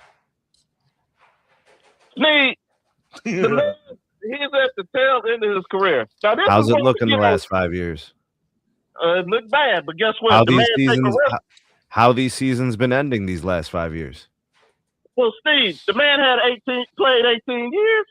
So but what I'm saying is we can't sit there and pontificate about all the things that used to happen, pretending like we're waiting for them to happen again. Steve, I'm a realist. I'm old. I get it. Well, I'm old too. You only got me by like a year, bro. Chill out. Steve, no. Do you know how bad, Steve? Bro, there's a reason why I wear the hood, bro. This beard all gray, bro. Steve, if we the same age, you and Bruce the same age, I'm older than Bruce. You older than me, baby? Bro, listen. You're a little older than me. Listen, I already told you guys on the show before. You heard of the Last Supper? I was at the first. I was at the first one. Bro. Wait. Wait. I guess I was passing you the wine glass. You heard about dirt? I was there when they made it. He said in the beginning, bro, I'm older. He created the heavens and the earth and Sneed. And Sneed. You're crazy, man. But a lot of people, they can say that, but I can honestly say Bruce he's a trained journalist. So he gonna have to have some objectivity and he gonna have them facts. But Brown got haters, and as long as these seasons end badly, it's fuel to the fire. They're stoking the flames, bro. Well, guess what? You only can do what you can do at the time given. Now, when Michael played for the Wizards, and he did the best he could do with one knee. And they told him to retire, Chief. But guess what? Yeah, he retired, but he still did good, but he just wasn't Michael Jordan. But everybody told him to get retired and stay retired this time. Yeah, but Sneed, guess what? Some guys just can't let it go. It's a little bit harder. Me, I retired early. Yeah. I retired early, and I'm glad I retired. Hey, if they call me back to duty, I ain't going. I mean, but I'm just saying, certain guys, when you retire, sometimes it's hard to let go. See, LeBron, he's gonna have to let it go. Eventually, it is. The end gonna come. But right now, you gotta do what you gotta do. He gotta be in the moment. He can't. He can't worry about that. He just gotta do what he gotta do. Go ahead, you got it. Yeah, not bad.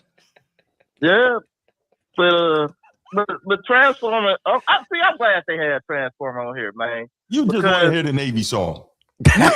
Don't be jealous. I'm jealous. No, but see, he got a perspective from younger guys, though. Absolutely. I mean, I love it. We're old guys, yeah. So we got bias.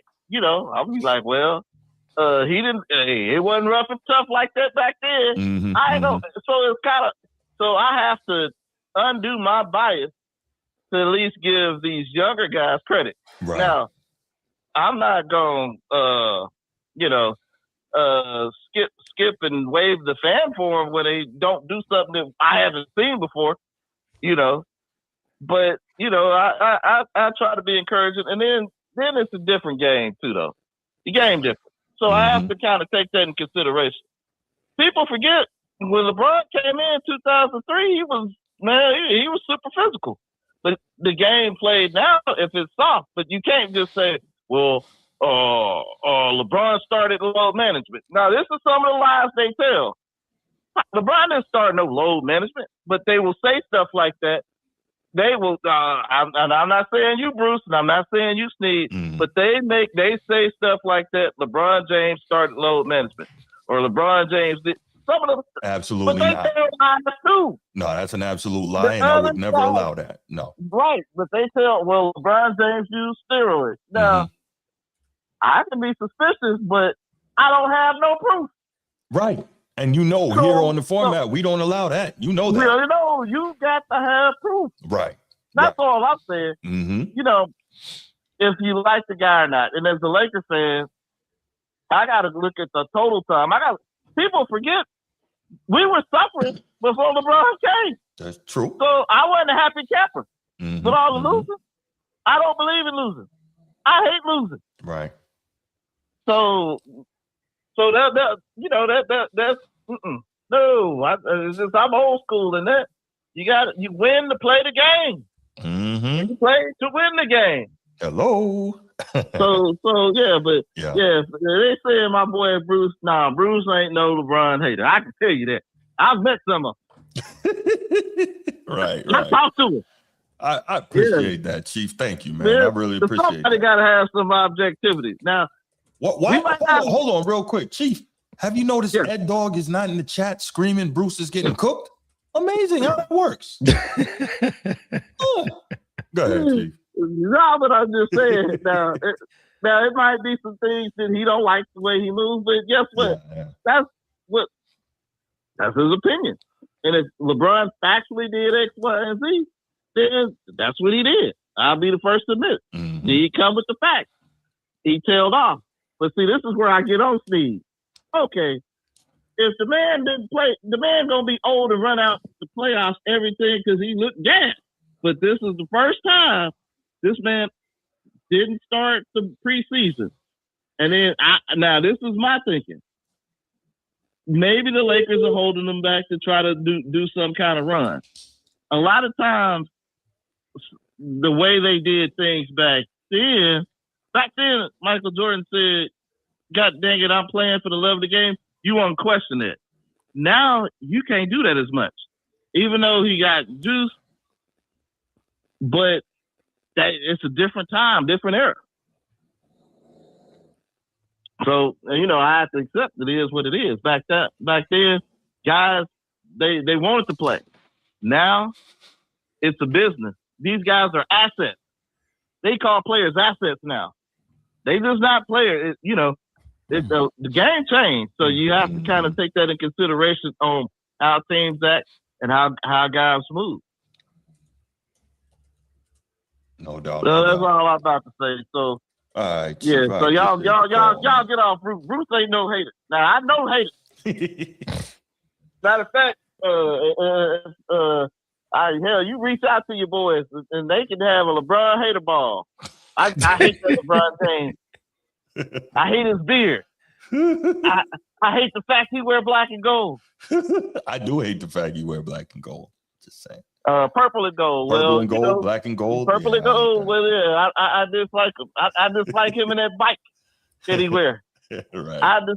I dislike his comment on buying the game, which he's using for some kind of player proposition.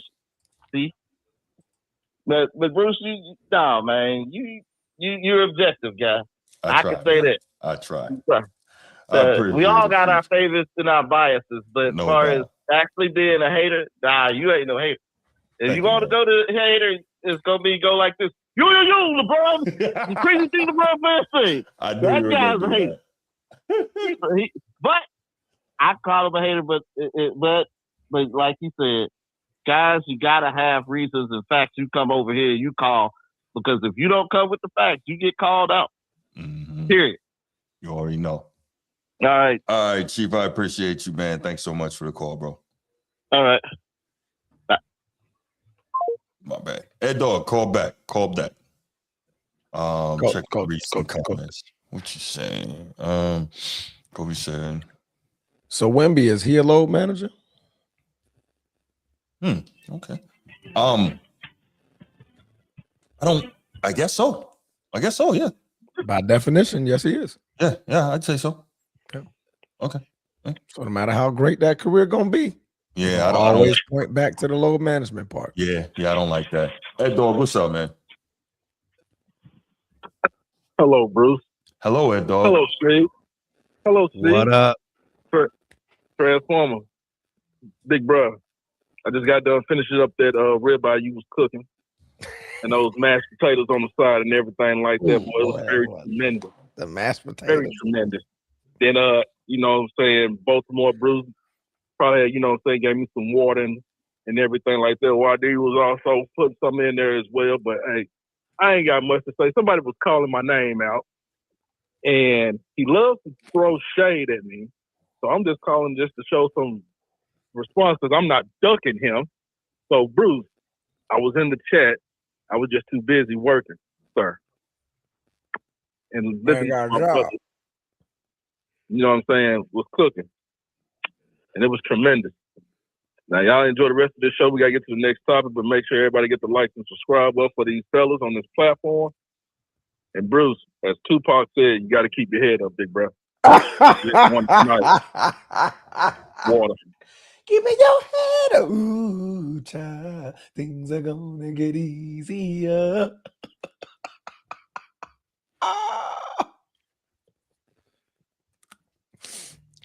And you heard it here from the world renowned, especially in Bruce's house. Stop being disingenuous, Bruce. Man, listen. Yo, crazy. You have no idea. Like, this dude is famous over here. Wow. I'm like, what? Really? Like, really? Famous. Y'all hear that often? Like, yo, no joke. Famous over here. My brother has never met Bruce personally in his life. Nope. But the whole house of his knows who Eddie is. Yeah, they all know that. I'm like, that's wild. Oh man, good conversation, man. All right, man, light up the chat, man. Like my brother said, man, if you guys are in the chat, we see about 30 plus you guys in there. Hit that like button, hit that subscribe button, share this channel, share this post. If you're a LeBron fan, share this post. If you don't like LeBron, share the last post from yesterday. Keep it going. Keep it going. Love this show, man. Love my boys, man. Man, we appreciate that, man. Yo, we cooked last night, Bruce. We did. Is it y'all cook some ribeyes or y'all cook them flanks? Them flank steaks. What's wrong with flanks, bro? I prefer They're ribeye. not as good as ribeyes. No, but I'm just saying, what's wrong with flank though? It's just not as good as ribeyes. That's the point. They're not. Right. There's different cuts, but I'm just saying, I mean, flank's pretty good cut. It's good. I mean, ribeye's elite. Damn good. Damn good. Yeah, we were doing ribeyes last night. Oh yeah. I think we had ribeyes on. What's today? Bro, we were on that ribeyes filet on Monday. mignon, bro. What you mean, bro? Oh, the filet mignon. Filet mignon. Filet mignon. Facts. We had some hors d'oeuvres on there. Had some The hors horse d'oeuvres. divers, bro. Horse divers. You're wild, man. You're wild. We're the super team. We are the super team for sure. We are farmers. Put up on my back. Okay, go ahead. Yo, you crazy. All right, let's go ahead and finish this up, man. Wow, this show 3 topics. A 40-minute quick hit. Hour and a half second topic. That'll do it, pig. That'll do it. Bruce, you muted. Is it just me? No, it's not just you. It was me. Okay. I'm sorry. Let's go ahead and let's get to the final topic, and that is the 65-game controversy. And what are we talking about when we talk 65-game controversy? And I'm gonna let you guys lead off because I've been talking all night after this. But we're talking about the rule that was originally intended to stop load management. Yeah, I'll say stop load management and try to force guys to be on the floor more and give the fans a better product, right? Part of what we love about basketball, maybe more so than the other sports are, I'll say more so than football, is the superstars, right? Football is, that's the ultimate team game, and we love that too. But in basketball, we want to see the superstars as much as we can possibly see them, right? Why do you think we're always talking about LeBron or Michael Jordan or Kobe Bryant? Those guys were superstars to the nth degree and took that seriously, and for the most part, really tried to be out there. And we want to see, our best players play. And we went through a stretch of some years, thank you, Coach Pop, where guys and teams were really taking advantage of the what? You did it. Really taking advantage of the quote unquote load management piece. And that was, I think, cheating a lot of fans out of things. So as a way to try and combat that, the league instituted rule said if you don't play at least 65 games, and I think it's 20 minutes each game, you won't be eligible, for postseason awards. And so now we are at a point where we're going to see some of the best players in the league either right there at the cutoff or miss out entirely on the opportunity to win these awards. I think Cade Cunningham is coming back next game because he wants to be first. He came back tonight. Oh, there you go. Thank you. Back tonight. Yeah. Right. So, I mean, he probably would have missed out on first team All-Pro, right? He was the driving force behind the number 1 seed in the East for the bulk of the season. This is a guy who literally rushed back from a freaking punctured lung to try and get back out here and compete. So, Transformer, go ahead, and I'll start with you. Man, what are your thoughts on the 65-game rule? Do you think it should go? Do you think it's fine how it is? Do you think that, to make a cake, you got to break some eggs? Where are you on that, bro? I understood the premise of it. Okay. And I agreed with the premise of it. Yeah. You wanted these guys to be able to not Zion Williamson this thing, or not, Joel Embiid this thing. That's great. This year has just been a horrible year. Yeah. Post that rule change. And it's starting to make the rule change look bad. Yeah. Right. And because you got guys like Luka Doncic who's going to miss it by a game. Literally a game. Giannis Antetokounmpo missing it. Steph Curry, Joel Embiid, Anthony Edwards, of course, LeBron James, Cunningham was almost on the list. Those guys now, the whole first and second team All NBA is going to be completely different.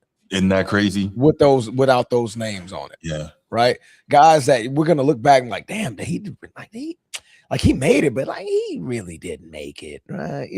If Luka played, if Giannis played, you know what I'm saying? And I think that it's going to get eliminated because now the argument for these players in this next bargaining agreement, they're going to ask for, okay, can there be exceptions get made? Now, once you start opening up that can of worms, you might as well terminate it because the can of worms is going to overflow. Yeah, it's going to be exception requests after exception requests after exception requests. Luka already started it. He already started the first one. The exception request for him having a baby mid-season. He's trying to get those 2 games back so he can fit the 65 game threshold. Well, look, he didn't have to go. I mean, obviously, listen, we're all fathers here. If you have an opportunity to be there when your child is born, you want to be there. And that was his first kid too. Right. But look, also 2 out of 3 of us are military and we've been deployed. Now, I was blessed enough that I was there in the room when both of my children were born. Alhamdulillah. I was very blessed for that. But the point is, there could have been times when I was away and didn't get to be there. Everyone doesn't get to be there. Okay. So you can speak to it. So you know what it is. So you don't always get to be there. So I really wouldn't make an excuse or excuse the absence for Luka because he was away when his child was born. You're rich. Bring her here. You could have done that. But bring the kid on the road? No, not the kid. No. Bring your pregnant lady on the road. Was he on? Were they on the road at the time? No, he was on the road. She lives in Serbia or whatever. She lives in Serbia. Yeah. I mean, but either way, he would have been on the road. It was a road trip. She lives in Slovenia. Yeah. But I get it because, to be honest with you, and to be fair, yes, I knew what I signed up for. Right. I signed up to be overseas. I signed up to make those risks to be away from my family. Right. Didn't he sign up for the same thing? Players. That's and they make like a lot more money than we did. That's apples to oranges, though. Nah, man, it'll be all right. Yeah, that's apples to oranges. I mean, I get your mentality, and I agree with that mentality because that's what we kind of been trained and it's been processed in our brain. Them dudes be there, great, but you're not. You saw how they acted in the pandemic. Them boys ain't wired that way. Them NBA players, them athletes, superstars, Hollywood, they're not nowhere near wired the way we wired, Bruce. Nowhere near it. We would understand it.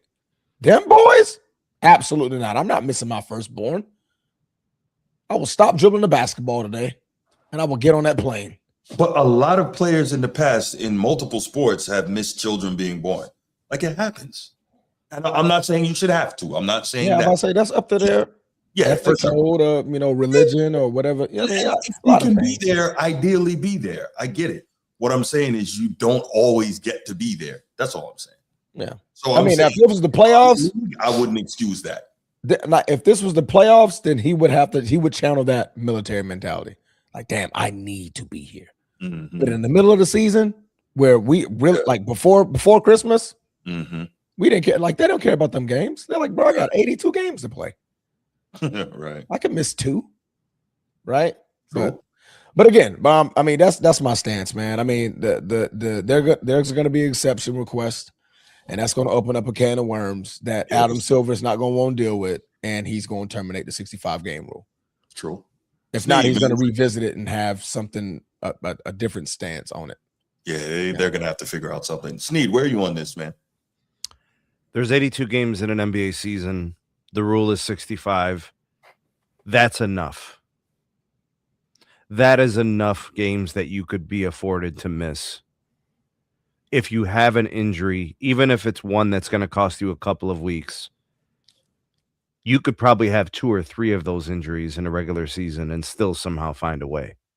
There's a missing 17. One of those injuries is sustained around the All-Star weekend, which one of Luka's was. So, no exception to the rule, or just dismantle the rule.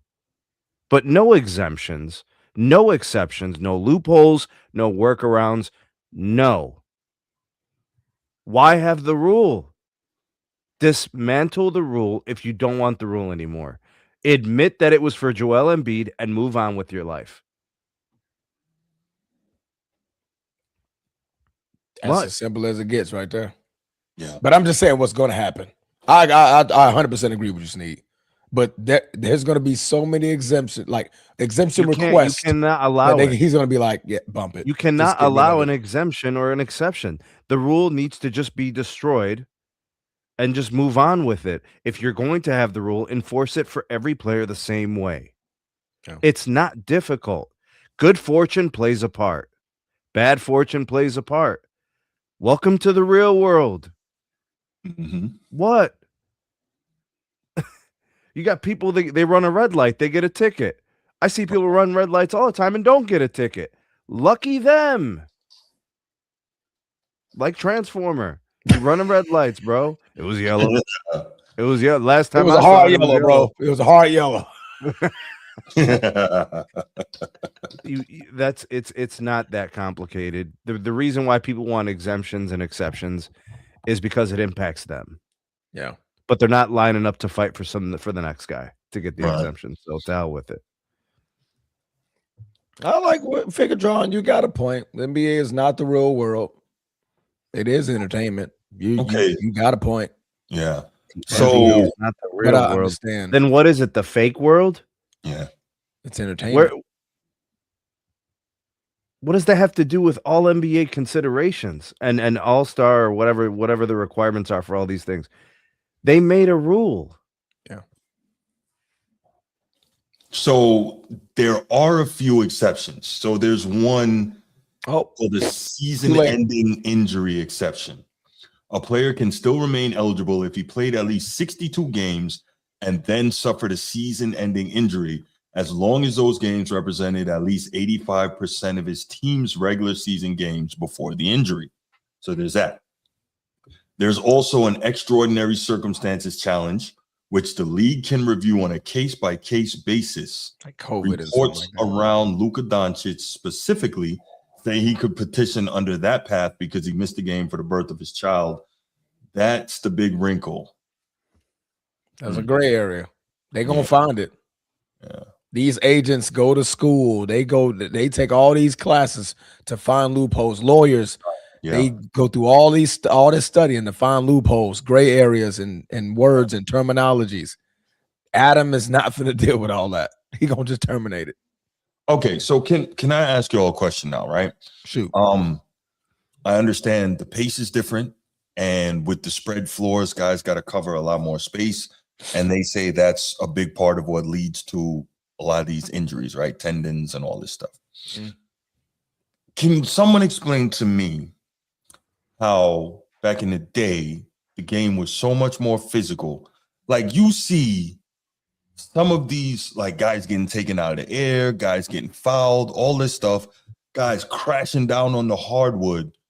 And that's why back then guys didn't play 20 years regularly, right? Because the game was so much more physical. But guys were taking a pounding back then, and they're still playing 80, 82 games. Can someone explain to me how they were able to do that, but they can't play the games today? I will give you an answer that you are not expecting. Well, I'm glad sort that of political. Oh, okay. I thought you were going to political, physiological angle. It's the medicine. Okay. Nobody wants to say it for real. It's the medicine. Medicines are researched and studied at different levels and different paths. They only present publicly the benefits. They don't necessarily publicly or loudly explain the faults or the not defects. What do they say at the end of these commercials? Negative side effects. Yeah. Negative side effects. Do you notice during this whole HIV commercial. That's this medicine that they're doing this medicine for HIV personnel. This long, strenuous benefit soliloquy for a whole 45 seconds. And at the very, very end, you get 2 seconds. This may cause blood bleeding. And they get it out the way, right? With the doctor, do not take that. Yeah, exactly. With all this medicine treatment, yes, it's helping you guys get better and healing faster. But is it healthy enough for the long term and continuous poundage on the same body? Steroids, for example. Back in the day, bodybuilders would tell you, boy, what we took back in the day was that good stuff. I don't know what they putting in that stuff now. Yeah, right. These boys getting hurt a lot more, hurt a lot quicker. We ain't get hurt like that back then. Mm-hmm. Right? Lifting the same weight. The weights ain't changed. Weight is still the weight. That 100-pound dumbbell for back then, that's just still weigh 100 pounds now. Mm-hmm. But the new bodybuilders, they're getting hurt a whole lot more often than the Arnold Schwarzeneggers, the Lou Ferrignos, the ones from back in the day. Yeah. Did the same thing and did it in worse form, in worse ways and worse predicaments. Right. The thing that needs to be said out loud ain't being said. It's truly the medicine, bro. This is the side effect. And I may be targeted now because I said the quiet thing out loud. Like, that's the side effect. You're more supple to an injury a whole lot sooner because of this fast healing product that we're putting out. We just can't put out the negatives. That's my take. Sneak. I mean, I don't have any data or proof to go either way for or against what you're saying, but it's an interesting perspective and it could be valid. I didn't know that bodybuilders were getting more injured now than before. Yeah. But if I do apply that to players now, they practice less. So it makes sense that they have trouble finishing seasons. Yeah, they're actually not prepared. Like Luka, his issue, he's not built for an 82-game season. Yeah. He's built for a 50-game NBA season. Like last year, he plays overseas during the summer too. He doesn't really get full rest. So even more reason for him to be better conditioned. Yeah. He's if he doesn't fall in love with the weight room, he will not hold up long term. It's not going to happen. The body composition is important for a player to last. Like LeBron's 23rd season, for example. Mm-hmm. He looks the same he did at 22 year season, 21. I mean, it's not that different. But he's in love with the weight room. Karl Malone.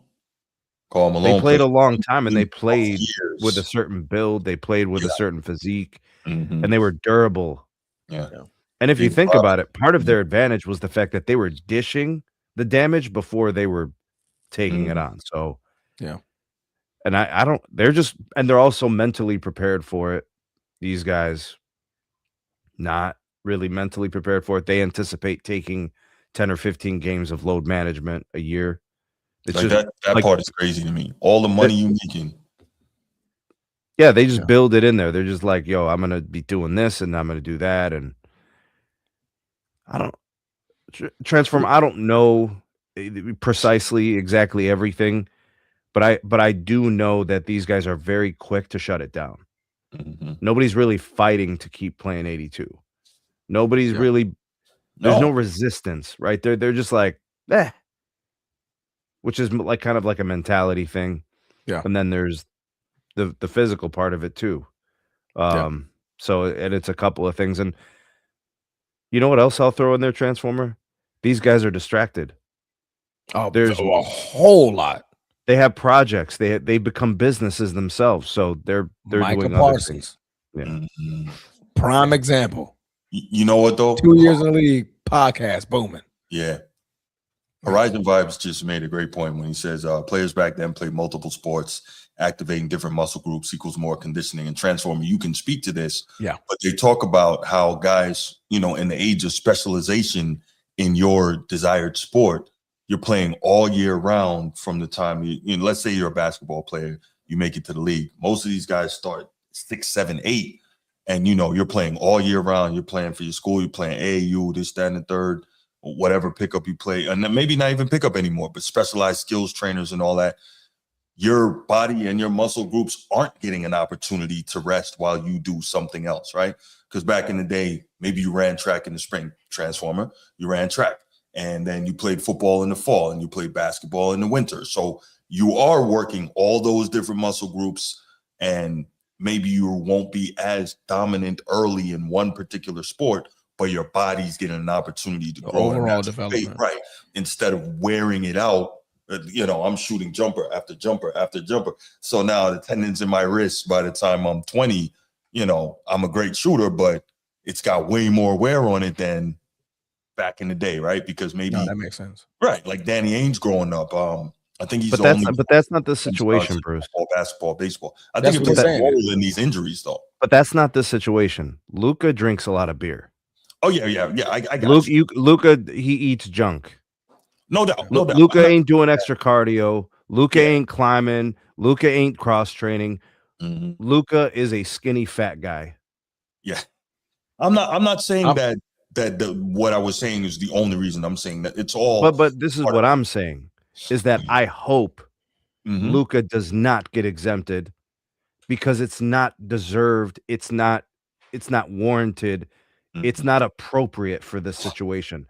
I don't care that he missed an extra day because one of his children was born. He missed games because he's out of shape and ill-conditioned. So I'm not going to take the one game he missed for the birth of a child to the 16 games that he missed, half of them because he wasn't conditioned properly. We're not doing that. That would sound great and right and perfect. If your name was David Stern. Oh.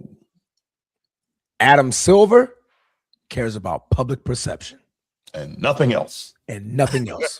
Right. So that whole soliloquy you just gave was a David Stern soliloquy. Excuse me. That would have worked perfectly for David Stern. He would have put his foot down. First of all, he probably wouldn't have been no rule anyway. He probably would have just shut shit down. Right? Like, you better get your butt Adam out there. Silver, a baby being born, the public perception of that. Yeah. Oh, that's gonna hit home with Adam Silver. Mm-hmm. I would just say run. Yeah, go ahead. Transformer. I would just say run an inventory of all the games that Luka missed, how, why, and then go back to that one game extra he missed because of the birth of the child. And I would say, this is kind of your fault, or your team or whatever. So take it up with them. Shut the hell up. Right. But I'm going to combine a couple of things, Sneed, Bruce, that you guys touched on. Pause. But we can get ready to wrap this thing up.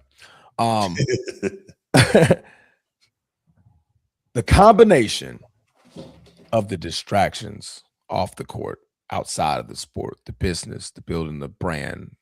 As soon as everybody has a freaking sneaker. You don't even gotta be a freaking all-star first. You getting a freaking sneaker. You already got a podcast. Freaking, what was the kid I think played in Miami? I think he got cut or something like that. And he had a famous TikTok out of nowhere. And he wasn't even starting yet. Oh, wow. Famous TikTok, blew up. Then, that became his passion or something like that. I forget his name. I think he played for Miami or something. So many distractions, so much that's taken away from the extra stuff needed to go along with your game. And this is what Sneed briefly touched on. The weight room. They don't have the time. You're so busy trying to build. You're so busy trying to build the brand outside of practice, the court, the off-season tournaments, the just pure basketball. Yeah, that's fine. Yeah, you're working on your game. That's fine. But none of these players, and you can look at them. Look at today's players. Yes, they're more athletic, like they're jumping higher and stuff, like whatever that case may be. But look at the body types compared to back then. More muscular, defined, strong, built, solid. Because they didn't have all these distractions, had the time to get in the weight room, lift that iron, get in the swimming pool, flex those muscles. Do the extracurricular things it takes to build the foundation of the body and not just particularly work on the game. Transformer. You're adding that with over. Go ahead. I'm sorry. Go Transformer. ahead. How many times do you think LeBron missed a weight room session in his career? Never. No, right. I bet you never. Never. The man, right. the moment the season ends, he's posting videos of him squatting. Yeah. The man is taking care of his body, and that's one thing that everybody's going to praise, whether you hate him or you love him. You're like, that man. I always tell this to people. The fountain of youth is in the weight room. Don't let anybody lie to you. It's not running. It's not swimming. It is the fountain of youth is in the weight room. You stop lifting weights, your body will fall apart. You will age when you stop going to the weight room. I promise. Absolutely. Your body got to keep moving somehow. And you need to have the strength for the body to withstand on your 2 feet. And that's just not what you're seeing no more. Man, Transformer, you should have seen me today in the weight room, bro. I was cooking, bro. He was cooking? Yeah. I was cooking. Ribeyes, that filet mignon. Mm-hmm. I was cooking, bro. Squats, deadlifts, lunges. Oh, you had a full leg day. And shoulder pressing and lateral raises. Bro, I don't play games, bro. Yes, sir. Gotta get you in there with me, boy. Yo, man. We'll link up in Memphis, bro, since LeBron hates it so damn much. We'll go out to Memphis to hit the weight room. Memphis about to go to Nashville, bro. Memphis about to go to Nashville. They about to go. Is that the signal? What? I think that was the bat signal. They like, signal. man, we gotta get this team out of Memphis, man. Because he's not like what Draymond said it. A couple other players said it. They're like, bro. They're just politicking to get, man. They trying to get that team up out of there. Ain't no 4 seasons, ain't no nothing. Go ahead. Let's take a couple calls, y'all, and then we'll get up out of here. Caller from Louisiana. I saw you. Go ahead and call back, man. We wanted to go ahead and finish the segment before we took that. Caller from Louisiana. I saw you. Call us back. And we'll tell you, Transformer. We'll get out of here. Telling you, man. The fountain of youth is in the weight room. Everybody looking for the fountain of youth. Hey, you see that's me where it is all the time, baby. You know what I'm saying? I'm all the time. But the cream shall rise to the top. Oh yeah. Oh, yeah. Yeah. Just not the extra stuff, not the needle poking. Tell you, bro, you got to maintain these 20-inch pythons, 20-inch pythons. Oh yeah, when me and Hulk Hogan these hands touch, it's gonna be a matrimonious moment. Oh yeah. You ever seen him when he was in Arsenio Hall? Yeah, I saw that, bro. It was crazy, bro. Yeah, he had his hat on and everything. Yeah. Bro, his voice is that. Yeah, he sounded like that. That's got to be so uncomfortable. That's crazy. Not good. I sound like a 2000s movie trailer. What they didn't know when they came around the corner, what was going to be around. A bunch of creamers. A bunch of creamers. The cream shall rise to the top. Oh, yeah. Coming to a theater near you. Starring Sylvester Stallone. Jason Statham. And The Rock. All right, well, looks like we are not going to get any calls for the rest of the night, so we're going to go ahead and we're going to shut it off right here. This one ran a little longer than expected, but we appreciate all the interaction in the chat. Appreciate the calls. Thank you guys so much. Appreciate the super chats, man. We love y'all. Thank you so much for watching here on the live. And again, if you're watching on the replay, thank you for that. Make sure you like and subscribe to the channel. Make sure you share. And we out. Peace.